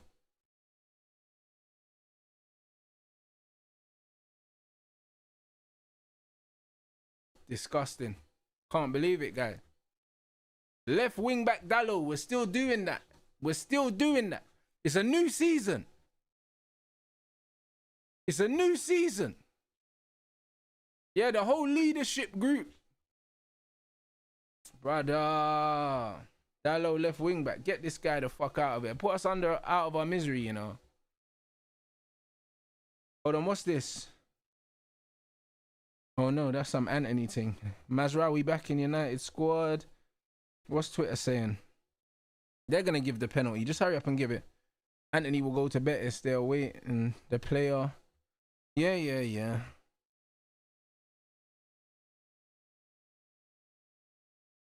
What are we doing right here, bruv?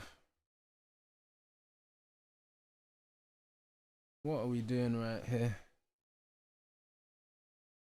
Man said United are complicating Betis' attempt to sign Anthony despite accepting the 25 million offer. Hold on, United now want Betis or Anthony to cover 6 million in pending salaries. Pending salaries and commission from the Ajax transfer. Hold on. They want Betis and Anthony to cover the 6 million in salaries, commissions. Betis have withdrawn their offer. Oh, yo. That 6 million shit, is that the stuff? Hey, yo, Aaron, you see that 6 million, yeah? Is that the shit that man were talking about? Them agents' fees and stuff. Bro, that leftover money that man were beefing over, that 6 million. What, they want Man United to pay that? Yo. Hold on a minute, bro. Hold on a minute. Bruv, nah, bro. Yeah, that's crazy, you know. Yeah, them man are beefing over some money, bro. Ten Hag can pay that 6 million, bro, from his compensation. This man talking about. Man said we didn't lose to Grimsby about the system. I mean, the first half, I didn't know the system. I seen that already.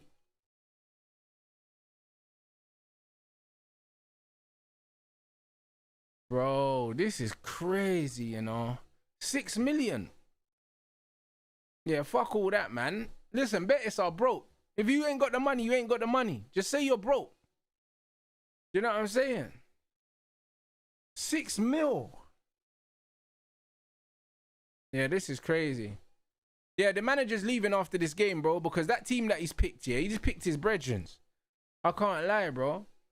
Fulham have been absolutely bumped. You know what I'm saying? Absolutely bumped in this game, man. But you know what? Chelsea are the home team. This is what home refereeing looks like. Do you know what I mean? And now this scrub Enzo's got a goal and an assist. And he's been shit. You know them ones. Like, this is exactly what I'm saying. This is why football's gone. This is why football is gone, bro.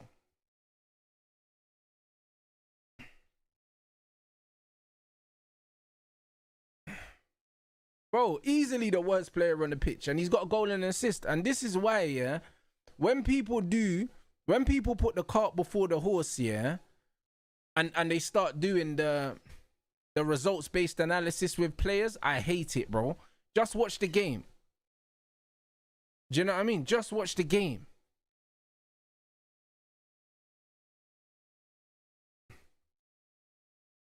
Yeah, bro.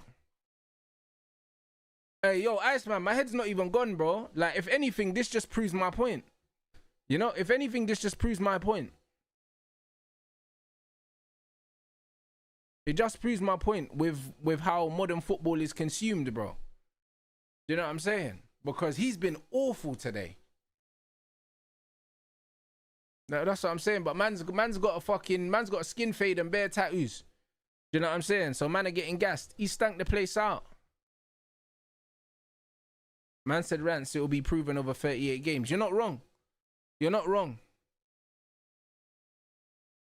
Man said no Sesko in the 11. Sesko should be starting, I'll be honest, because he needs to play his way into form. He needs to play his way into form. Or Xerxes should be starting. One of the two. Do Do you know what I'm saying? One of the two should be starting. Mason Mount starting is ridiculous. And Cunha's clearly not enjoying playing that lone striker role. He's not enjoying it. He's not enjoying it. So I don't know why. I don't know why this manager is doing it. And then benching Dorgu. Dorgu was our best player in pre-season. He was our best player. And he's now, because he's competing with Dalot, the same way Mino's competing with Bruno. It's a disgrace, man. Like, what is he doing? Like, this manager's an absolute bum. Absolute bum, man. It's a disgrace, guys. That's the honest truth. It's an absolute disgrace. Man said if I think it's better to change, I would change right away. But if I'm going to change something... Brother, we're losing. I don't believe the players will say he's telling us things he doesn't believe. We didn't lose against Grimsby because of the system. Bro, I hate this manager, bro. Brother, this manager is poisonous, bro. He's poisonous. You get me? He's poisonous.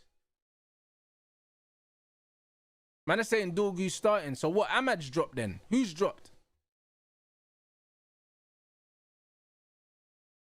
Because the lineup you lot put in here had Ahmad and fucking Dalot. It had Dalot at left back. So which one is it? Yeah, Dorgu ain't starting. It's Dalot at left back. So it's Dalot inverting. Crazy. Crazy. We just better win this game, you know. Because I can't lie, the crash out is going to be generational.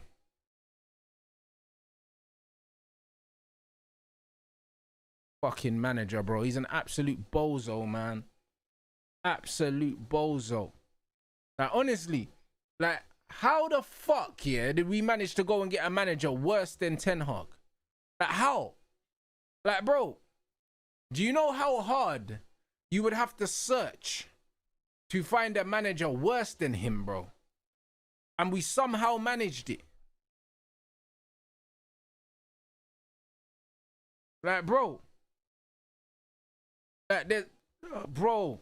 Like, honestly, the level of skill that you have to have, yeah, to find someone worse than Eric Ten Hag. Is it me? Has Mount been decent? No, he hasn't, man. Listen, no. Mason Mount has been ineffective. Yes, in games, there are times where he does a neat little pass round the corner, but he's been ineffective. He hasn't been the catalyst to score goals. He hasn't done anything. He's just done a few neat things, but he's a professional. He's supposed to be able to do that. Man said Ruben ain't escaping from this. I have a feeling Scott Parker and Burnley might do damage to us. Let's see, my bro. Man said no attacking wingbacks, no proper striker, no first phase midfielders. Fucking garbage. 100%. 100%. You know what I'm saying? 100%. Bro, man is saying we have to win. Bro, we don't have to do anything. This is Manchester United. We don't have to do anything. After the shit that I'm seeing right now, yeah, this starting lineup, bro, I just hope, yeah, that they're sacking this bro after the game, you know, because they've given this guy a new striker and he's just sitting on the bench. He's just sitting on the bench. Thoughts on De Ligt this season, the same as last season. He's our best centre-back.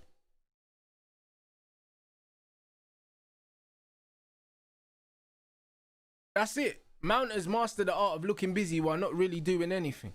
Get this guy out of here, bro. Get this manager out. Disgusting. Disgusting.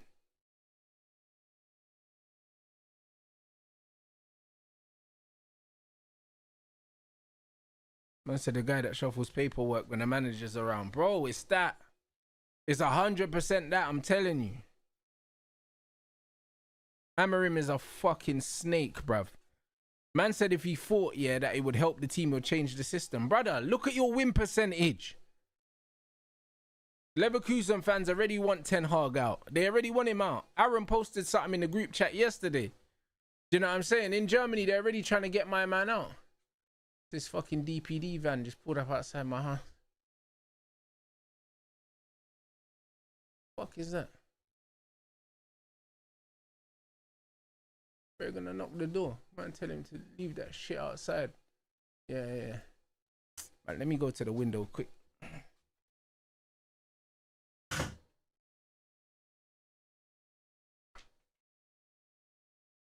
Yo, my guy.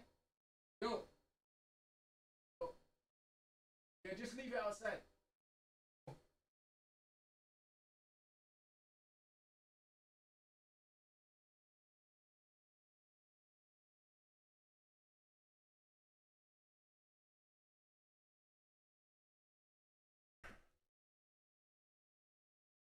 Man said Xerxes fit and still not playing. Bro, we saw it. But yeah, Leverkusen fans already want the manager out. They already want him out.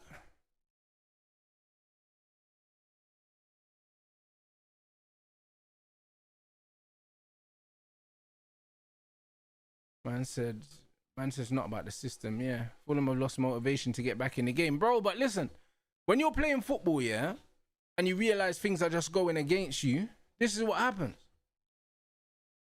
This is exactly what happens. This is exactly what happens, bro. Because they've had the goal disallowed, and then you look at the all the decisions that have gone against them in the game. This is exactly what happens. And of course, as a player, it demotivates you. So this is what I'm trying to say to you guys, yeah, because there's a lot of guys that have never played fucking football in their life, yeah, and they say, yo, Man United players should be beating Grimsby no matter what. And it's like, bro, you're being sent out to do something by a guy that you don't believe in, bro. Like, it gets to a point where you're like, hold on, you're a Man United player right now. You're sitting in the dressing room. You're seeing Sesko there fit. You're seeing Xerxes there fit. You're seeing Kobe Mino there fit. You're seeing Dorgu there fit, and you're seeing Dallo and Mount start. And you're like, yo, even if you're playing, you're like, yo, this ain't our best team. What's this manager doing? Like, brother, I've been in teams, yeah, where I know that the manager is playing his son over certain man, and man are saying, hold on, what's this brother doing? Like, that's what man are doing. Man are like, hold on, this guy's on some bullshit. Brother, no matter what level you've played at, if you're in a team and you know the manager's not picking the best team, you're all sitting down, the man them are sitting down saying, yo, what's this? Like, how's this Brer playing? Or how is this Brer not playing? Do you understand what I'm saying? It happens at any level. You don't have to be a professional. It could be a Sunday team. And you see man's face when the team's getting called out and you're like, how's this brother playing? Is he paying extra subs or something? Like, is he paying extra money?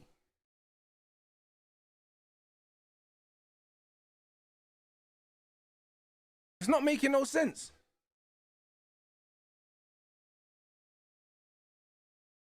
It's nasty, bro. It's nasty what Amorim's doing here. It's blatant favoritism. It's blatant favoritism. He's not even hiding it.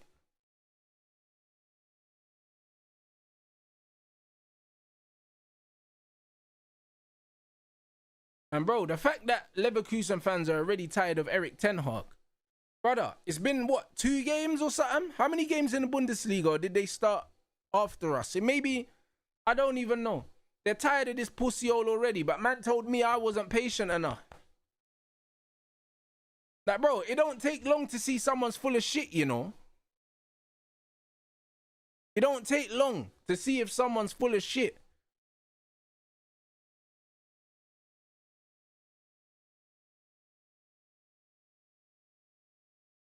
I said, did I unmod some of my mods? I did unmod some of my mods. I unmodded a lot of the names that I know are not here often, bro, because some people were doing foolishness and timing people out and blocking people for no reason. So Man unmodded a lot of names that I don't see in the chat often. And I'll continue to do that. I only want people that are here all the time.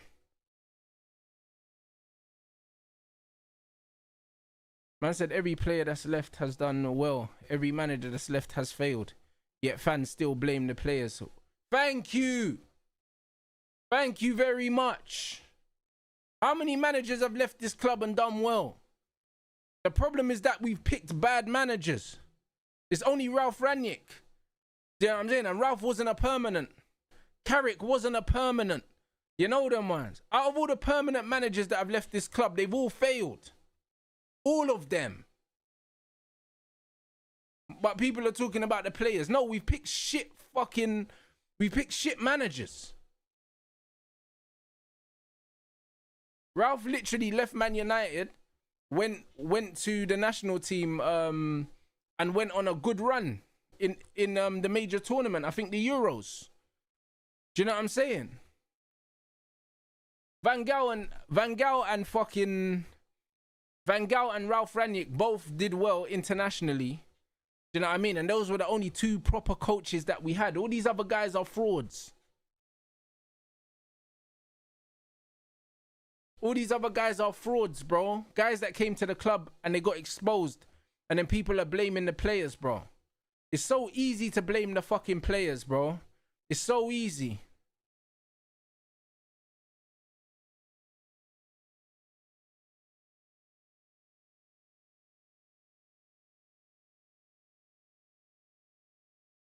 Man said Ralph left United because Ten Hag didn't want to work with him. Exactly. And look at Ten Hag now. Ten Hag brought in fucking Rasmus, Højlund, Anthony, and all the wrongs that Ten Hag has fucking done, we've had to right them. Ineos have had to pick up the pieces from what Ten Hag is doing. This is the point. And they're still getting blamed for it. This Anthony situation is on Ten Hag. Because that deal was fucking bogus in the first place. 85 million or something like that. Disgusting, bro. And now we've got new players and people are still blaming the players. Nasty work. Nasty work, man. Fucking joke.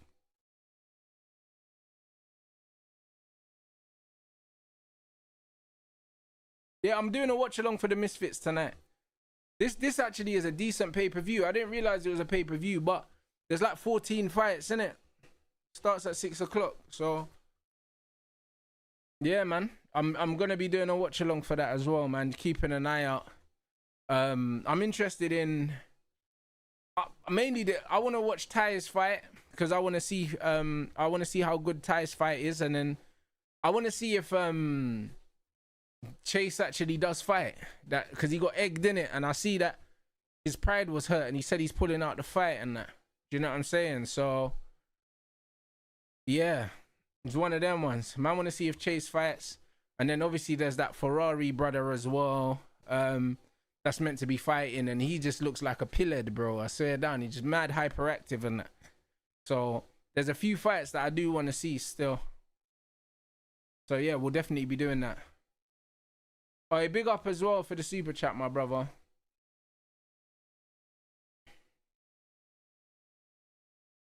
Bruv, who's TYE, bruv? I don't know who that is, bro.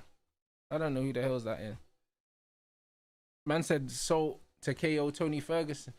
Bro, them man are saying that Tony Ferguson's punch drunk anyway, and that Salt should get him out of there quite quickly, but I don't know. I really don't know, innit? I stopped following Ferguson towards the end of his career. So I don't really know how bad he got. Hey, big up for the super chat. I agree, bro. You know what I'm saying? If you want a player to go to war for a manager, you can't be chatting shit.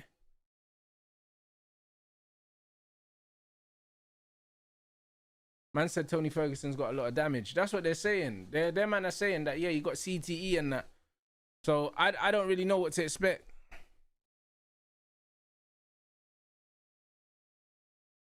Man said not picking Zex. He says it all. Fool, get out. Bro, I don't think he lasts long anyway. Man said Joey Essex looks ready. Joey Essex looks in very good shape physically.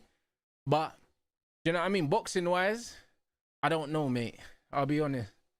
But I don't know the guy that he's fighting. I don't know if the guy that he's fighting, if he can box. Because the guy that he's fighting was taking a piss out of his shadow boxing, saying that his shadow boxing's rubbish. So the guy that he was fighting was talking like he can actually box. And if he can, then Joey might lose. But I don't think they would have picked a hard fight for Joey in his first fight. Do you know what I mean? So I'm not really sure. I'm conflicted. I don't really know who wins. I don't know nothing about the guy that he's fighting. Yeah, okay, the guy saying the guy that Joey's fighting is shit as well. Can't box. See, that would make sense. That would make more sense. That would make a lot more sense. So yeah, we just need to see.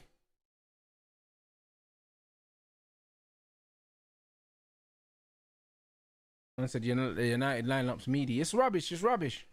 But yeah, big up everyone that's gonna be here for the Misfits as well, bro. Man, Joey don't have no boxing background, man. Do you know what I mean? His uncle's a boxing trainer, but he don't have boxing background. He doesn't. You can see that. Do you know what I mean? He's in great shape. He looks great physically. But when you see him shadow boxing and hitting the bags, you can tell that he just started boxing the other day, man. Like, he ain't got no boxing background. Would I box an ex-footballer? Yeah, of course I would. Do you know what I'm saying? Like, what kind of question is that? They're footballers. They're not boxers. No, footballers can't box. I said Justin destroyed Tony that day. Who's Justin and Tony, bro? I don't understand. But what are we talking about? Oh, you talking about UFC?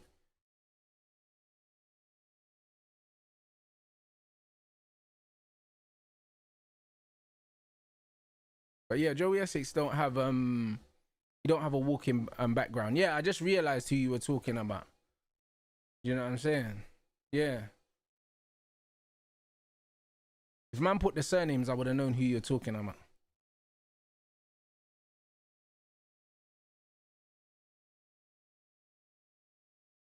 Man said Musa was right though. This manager will play for his sins. Yeah, but bro, we knew, yeah. We knew that this manager was going to go with the players he trusted, because this is what happens when you're a wounded animal. You go for the players that you know are going to ride out for you. You know what I mean? So I knew that Dallo was playing. I knew Mount was playing. Do you know what I'm saying? Like, I knew, like, it was obvious. Now, if you know that your job's on the line, you're not going to play these other guys. Do you know what I'm saying? Like, it's one of them ones. Like, it really feels like he's already decided he's leaving. Do you know what I'm saying? Because the team that he's played, this is not a team that he's picked, yeah, to go out there and win the game and play good football and make a statement. Do you know what I mean? It's not. It's not. This is a team that he's picked, yeah, because these are just the players I like, so I'm going to play them. It's awful. It's really bad. It's really bad. This manager is an absolute embarrassment. Proper safe lineup. At home to a team that is going to be in conversations for relegation. And you're not playing a striker. You got 2 on the bench. Fucking disgrace, man. Can't lie. I despise this manager. Everything that he stands for is a disgrace. It's a disgrace, man. And he's saying, oh, sometimes I think about leaving. Fuck off, man. Leave, bro. Nah, bro. The unmodding thing is not personal at all. I literally just unmodded a lot of people, yeah? Because I've got loads of mods that aren't here all the time. So the guys that aren't here, I just unmodded them so I could keep an eye on who's mods and who's not. Because some of the mods were moving mad. So... you get me? That way, I can keep an eye on who's doing what, bro. Because I don't need mods fucking blocking members and doing stupid shit like that. Or blocking people that are regulars in the chat. So if you're not here regularly, you don't know who's here regularly. So you can't have the power to be getting rid of people, bruv. Because I don't need my regulars getting timed out. Do you know what I'm saying? Like, I don't need that.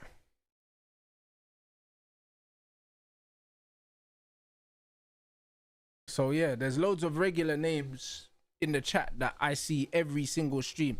Like, they shouldn't be getting timed out. Like, that just shouldn't happen. And if you're here, you'll know who they are. So that's all it is. So yeah, man, that's all it is. It's just a way just to make sure that, you know what I'm saying, people ain't fucking up the vibe in the community, bruv. Because, man, as much as we don't take shit over here, like, I know when people are messing about. I know when people are here all the time and they're just joking. Like, you don't time people out for joking with. I don't mind people joking with me, as long as they're not disrespectful, bro. I can have a laugh with people. You get me? So it's fine. Man said Saeed's mods were going wild today, but Saeed's chat's crazy though. Like, I don't like his chat. I can't be in that chat, bro. When I'm little man them talk, I put it on private because, bro, there's too many mutants over there. So it's one of them one. And so I got timed out for backing what you were saying, bro. Listen, it's crazy. Like, I know the people that are always here and that are always busting joke, and you get me. Like, it is what it is. Like, I know when people are joking with me, but if you're not here all the time, you won't know, innit? So I can't have my regulars getting timed out. Am I doing a live stream? Oi, the Inoue fight is interesting, but it's not really that interesting for me, bro. I can't lie, bro. Like, until Inoue starts fighting some names, yeah, I can't be bothered watching him, bro. I'll watch it after the fact, innit? I'll be honest. That's just what it is. I just think he's overhyped, man. I think he's overhyped. I think he's a good boxer. I think he gets hit too easy. Do you know what I mean? And I think that bro, like, he ain't really done nothing, like. Do you know what I'm saying? And everyone's talking about pound for pounds and all these things, bro. And I'm seeing man get punched in the face and spinning around in the air, bro, like a fucking, like a Matrix film and that, bro. Like, I don't know about all that, bro. I'm doing Canelo Crawford for sure. Come on now. Come on now. Come on now. I ain't missing that. I'm gonna be up in the middle of the night walking, bruv. You know what I'm saying? For that shit. That 5 a.m. that is gonna be. That undercard's gonna be insane though. Do you know what I'm saying? The undercard's gonna be insane. Hey, Junto's my fighter, bro. I wanna see him fight Inoue. But he's too big to fight Inoue. That shit ain't gonna happen. That ain't gonna happen. They're saying it's gonna happen. I don't think it's gonna happen. Because I think Inoue, there's a real chance he could lose that fight. He's giving up too much. Fighting a southpaw and giving up so much height as well. And he gets hit. And he gets hit quite easily as well. Nah, don't think so. I think Junto beats him comfortably. That's why I don't think that fight happens. Because they'll try and protect Inoue's as long as possible.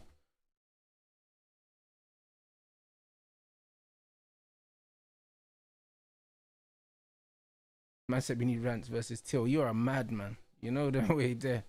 You're a madman. Them man don't respect weight classes. You man just want man to fight everyone, you know. I'm a fucking middleweight. Oh my gosh.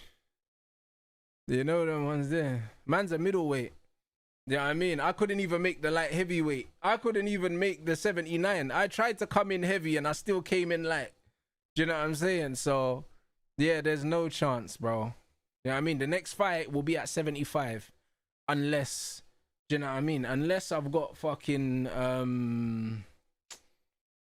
unless Pender still wants to smoke, do you know what I'm saying? Then I'll try and come into that fight a bit heavier because he's a lot heavier than me. But I couldn't make 79. Do you know what I'm saying? I couldn't make 79. If I came in at 79, I would have felt sluggish. You get me? So I came in at 77 and a half. Yeah. I came in at 77 and a half for the fight. Do you know what I'm saying? And to be honest, I could have easily come in lighter than that. Easily. Like, I didn't have to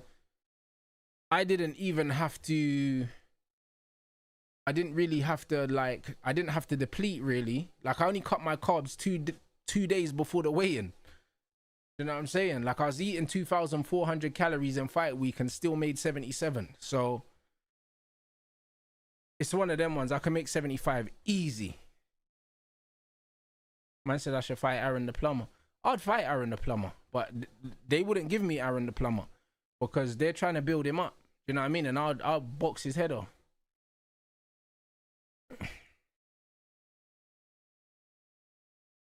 If I was a pro, I'd probably be a middleweight, not a super middleweight. They would probably get me down to 70.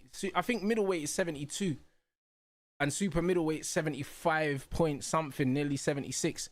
I think if I was a pro, they would get me down to 72. They would get me down to middleweight, probably. They would probably get me down to 72, 160. But yeah, I would have to water cut to get down to 160, man. Fuck all that, man. Oh. You know what I mean? Forget all that, bro. Super middle's 168. You know what I'm saying? So 168 is easy for me to make. I reckon I could absolutely make 160. Do you know what I'm saying? Like, I could make it, but hell no. Because, bro, Eubank Jr. made 160, and Eubank Jr. is taller than me. So I could make 160, but one, they would have to pay me a lot of money to do it. And two, I just still wouldn't do it anyway, because it's just like, I just don't believe in fighting too far away from your walk around weight. I don't believe it's healthy. And even though I don't have any proof, I just think a lot of the brain injuries and the problems man get, it's because man are fighting too light, bruv. You know them ones, the man are just getting punched in the head. Your punch resistance is always going to be better closer to your walk around weight. So, you know what I'm saying? I walk around at around, right now I'm 81 kg, innit? And that I walk around 81, 82. So fighting at 75 is calm. You know what I'm saying? I wouldn't fight below that. You know what I'm saying? Like, I can walk around with abs at 81 kilos. So, do you know what I mean? Like, it's, yeah, I'm all right, bro. Where am I walking to today? Bro, I've done like 10,000 steps already, bro. So, yeah. It's one of them ones where, bro, I'm probably going to end up doing 25,000 or more today. I done 21,000 yesterday. So I think I'm going to walk for all my streams today. I can't be asked to sit down. Maybe I'll sit down for the boxing. Man said 100% you're draining your brain fluid. You see, that's what I'm saying. So, yeah. Obviously, I don't know the science behind it. But, you know what I'm saying? I made 77 kilos hydrated. Do you know what I'm saying? I made 77 hydrated. And for my previous fight, I made 75 hydrated. I didn't do a water cut. So, it's one of them ones where I think that's why I'm strong at that weight. Yeah, I weighed 77 against Ziggy, and Ziggy came in at 73. Do you know what I'm saying? And that's what I mean. And we both, and that's why I rate Ziggy, yeah, because he agreed. Ziggy walks around, yeah, at 79. He walks around at 79, but naturally, as soon as you start training, you lose weight anyway. You know them ones. Like I was eating 2,400 calories in fight week and my weight was still going down. So when you're training and you're eating, you're still losing weight if you're training at a decent intensity. So Ziggy was 79 kilos when he agreed to fight me. And he lost bare weight as soon as he started training. So his walk around is 79. But he's not going to fight at 79. Like, my walk around now is like 81 kilos. But I'm not fighting at 81. I wouldn't fight at 81. I wouldn't feel good fighting at 81. Because you kind of want to be light. Do you know what I mean? So Ziggy dropped about 5 kilos in training, and so did I. I started camp at 83 and got into the ring at 77. So yeah, 6 kilos. So you kind of will drop that 6 kilos anyway. So yeah, that's what it is. So you'll naturally drop that weight anyway. How did Ziggy make it down to Mo's weight? He drained himself to get down to the fight for Mo. That's what he was saying. He was saying he drained himself to get down to 65, bro. Like they drained him, bro. And he wasn't happy. Like he told me he struggled to make that weight. And that's what I'm saying. Like, to go down, yeah, he walked in at 73 against me, yeah, and he had to drop 8 kilos to fight my man before. And he still went 3 rounds with him. And he had to lose 8 kg, bro. That's a lot of weight, man. Do you know what I'm saying? That's a lot of weight. So a lot of people don't realize, yeah. A lot of people don't realize, yeah, physically what fighters go through to make weight. That's mental. It's actually mental, bro. You know what I'm saying? So that's why I respect everyone that gets in there, bro. Because it's hard work, man. But I made the weight easy. I made the weight easy because I'm not pushing myself to go down to levels I shouldn't be at. I don't believe I should fight below 75. Because the muscle mass that I have and my height, I don't think it's safe for me to be dropping below 75. So I just wouldn't. But professionals do it all the time. But I just don't agree with it. I don't agree with the salt baths and the saunas and all of those things. I don't agree with them. I don't agree with them. I think if you can't lose the weight, like, without manipulating shit that could fucking potentially kill you, then it's not worth it. It's not safe. It's not safe, man. So, it's one of them one. What's the reason Dorgu's benched? I have no idea. I have no idea, my bro.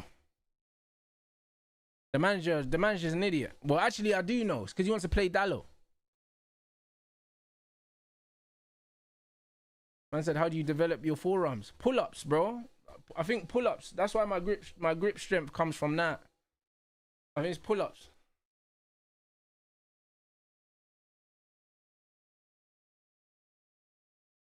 Man said, I'm normally like 67, 69. When I cut to 140 to 63. You see that? It's a light cut, bro. Look at 5 kilos on that. You know what I'm saying? That's exactly what it is. 5 kilos. And that's how much roughly I dropped. And you drop that. That's a lot of that is just going to be, you can drop 5 kilos of body fat in 10 weeks quite comfortably, 10 to 12 weeks without mashing yourself up and still eating good food. Do you know what I'm saying? You absolutely can. I said Burnley lineup, Dubravka. Oh, whoa. Ex-Man United goalkeeper about to have a fucking game of his life. Do you know what I'm saying? About to have the game of his life, bro. We already know how this one could go today. Do you know what I mean? We already know. Like, this is not the one, blood. Hey. Oh, they got Majegas as well, blood. Man like Hannibal, bruv. Hey, yo, we might be fucked, you know. And hey, they got Kyle Walker as well. Oh shit, I forgot Kyle Walker went there. Hold on a minute. Hold on a minute. Hold on a minute. Yeah, the UFC weight cuts are crazy. They make the boxing weight cuts look like baby food, I'll be honest. Why are we playing an inverted fullback at wingback? Bro, I don't know. I don't know, man. You know what I mean? I don't know. That's the honest truth. Shakur versus Teo, who wins? Shakur wins on points. Shakur wins on points. Teo's bipolar though, man, because he's a good boxer. Sometimes he looks good and sometimes he looks rubbish. And I don't know why, innit? I don't know why. I don't know if he just doesn't... I don't know if he don't love boxing no more and he just boxes because it makes him money. Do you know what I mean? Because he's a very skilled fighter, man, but he's so inconsistent. He's so inconsistent, man. It's sad because I like him. He's a good fighter.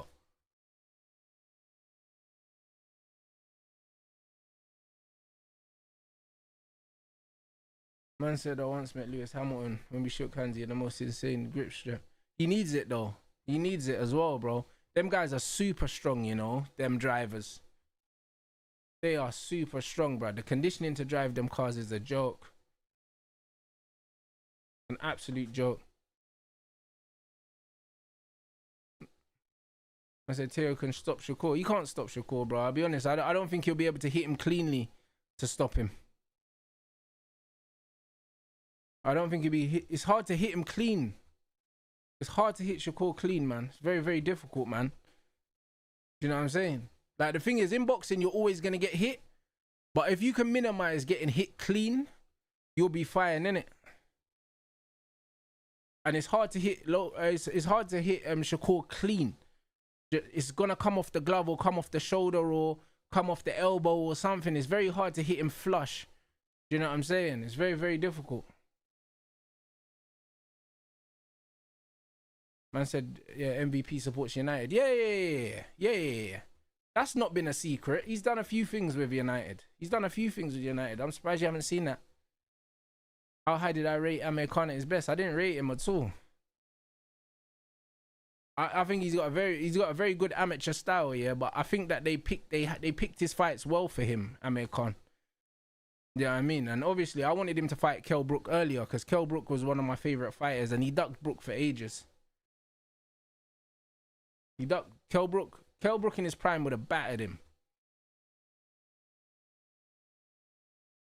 Man said Teo's got that Tyson Fury thing where he fights to the occasion, big performance. Yeah, you're right, you know, that would make a lot of sense. That'd make a lot of sense because you're right. Against the lesser fighters, he looks trash.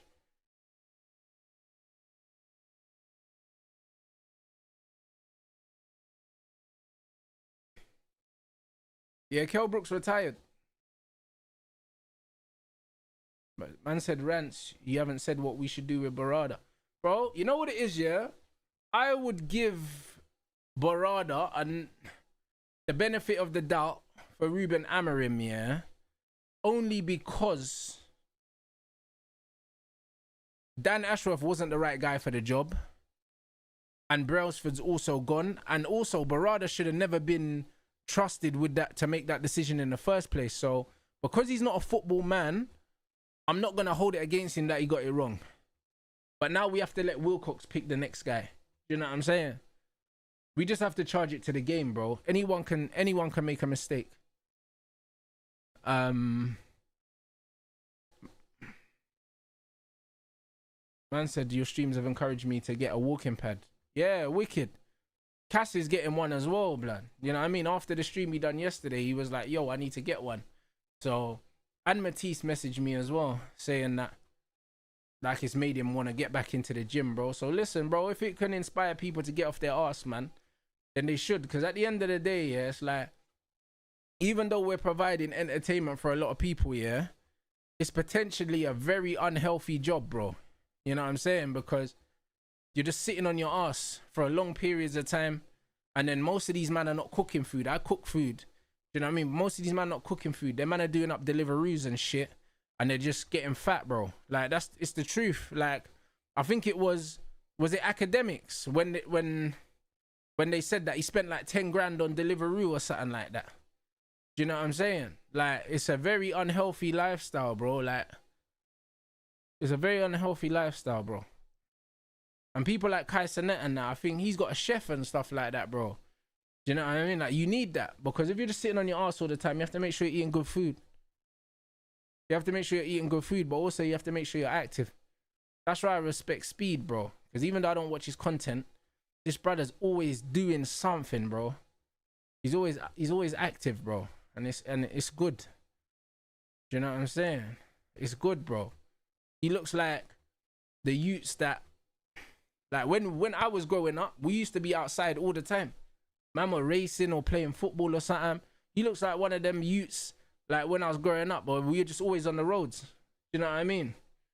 On the roads, running down people. You know what I'm saying? Playing football, all them things. Like, Speed's always outside.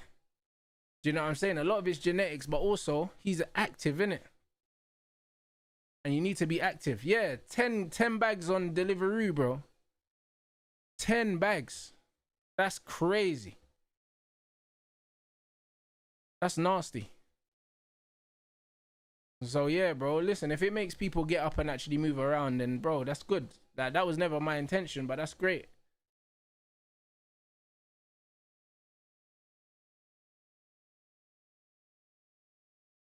Man said last stream he was working out. That's what I'm saying. Gotta respect it, bro.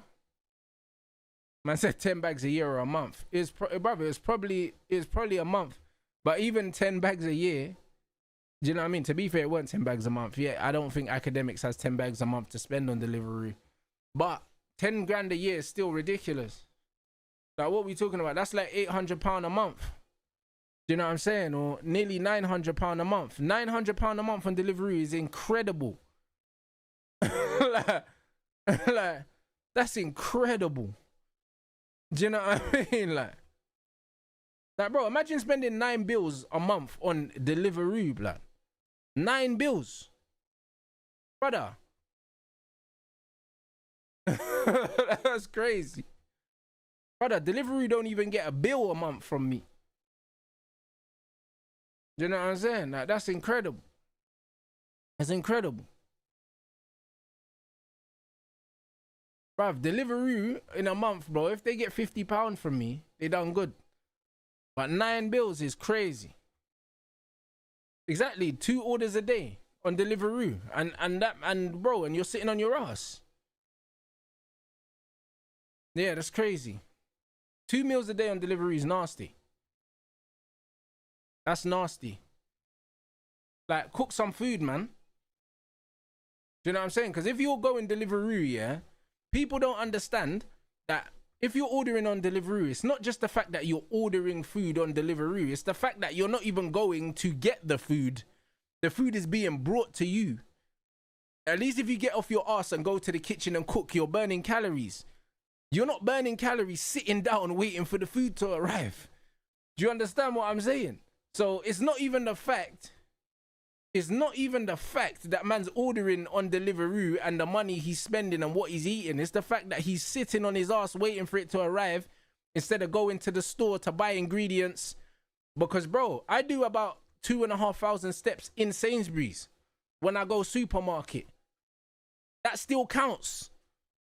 Do you know what I'm saying? Like, it still counts. Me going to the supermarket and doing my food shop, that's still 2,500 steps. I'm still burning calories.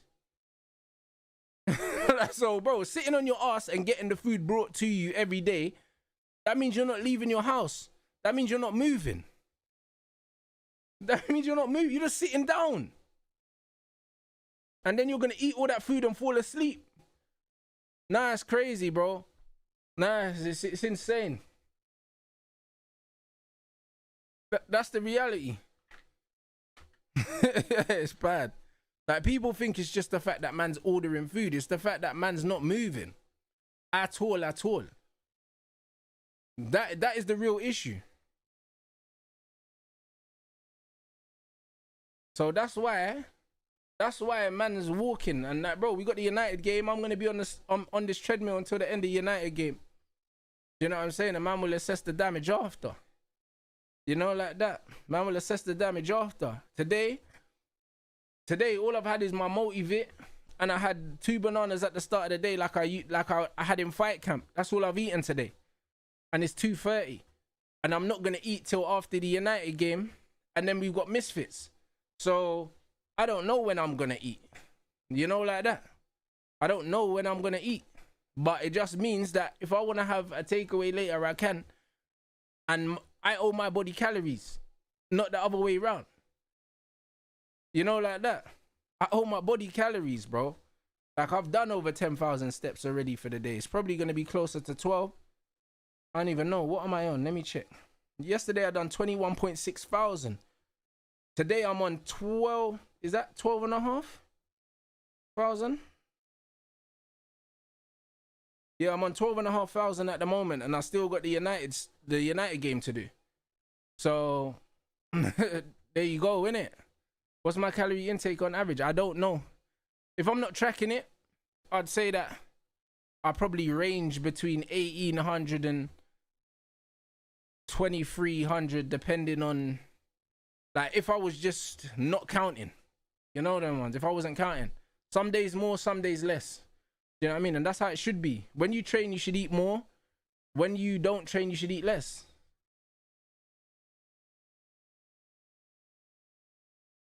You should eat less.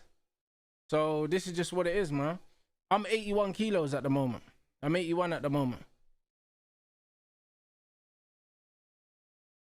So yeah, the game is the game, bro. But yeah, man's gonna set up this United stream. Well, when I say set up the United stream, well, I got all my shit here, to be honest. But yeah, bruv, man is going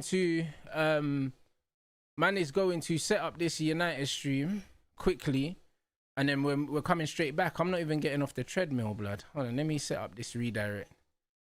And yeah, man's just gonna literally change the graphics and then literally just restart the stream. You get me? That's what we're doing. So yeah, man. Where am I watching the game? Well, on my TV, blood. You know them way there, man.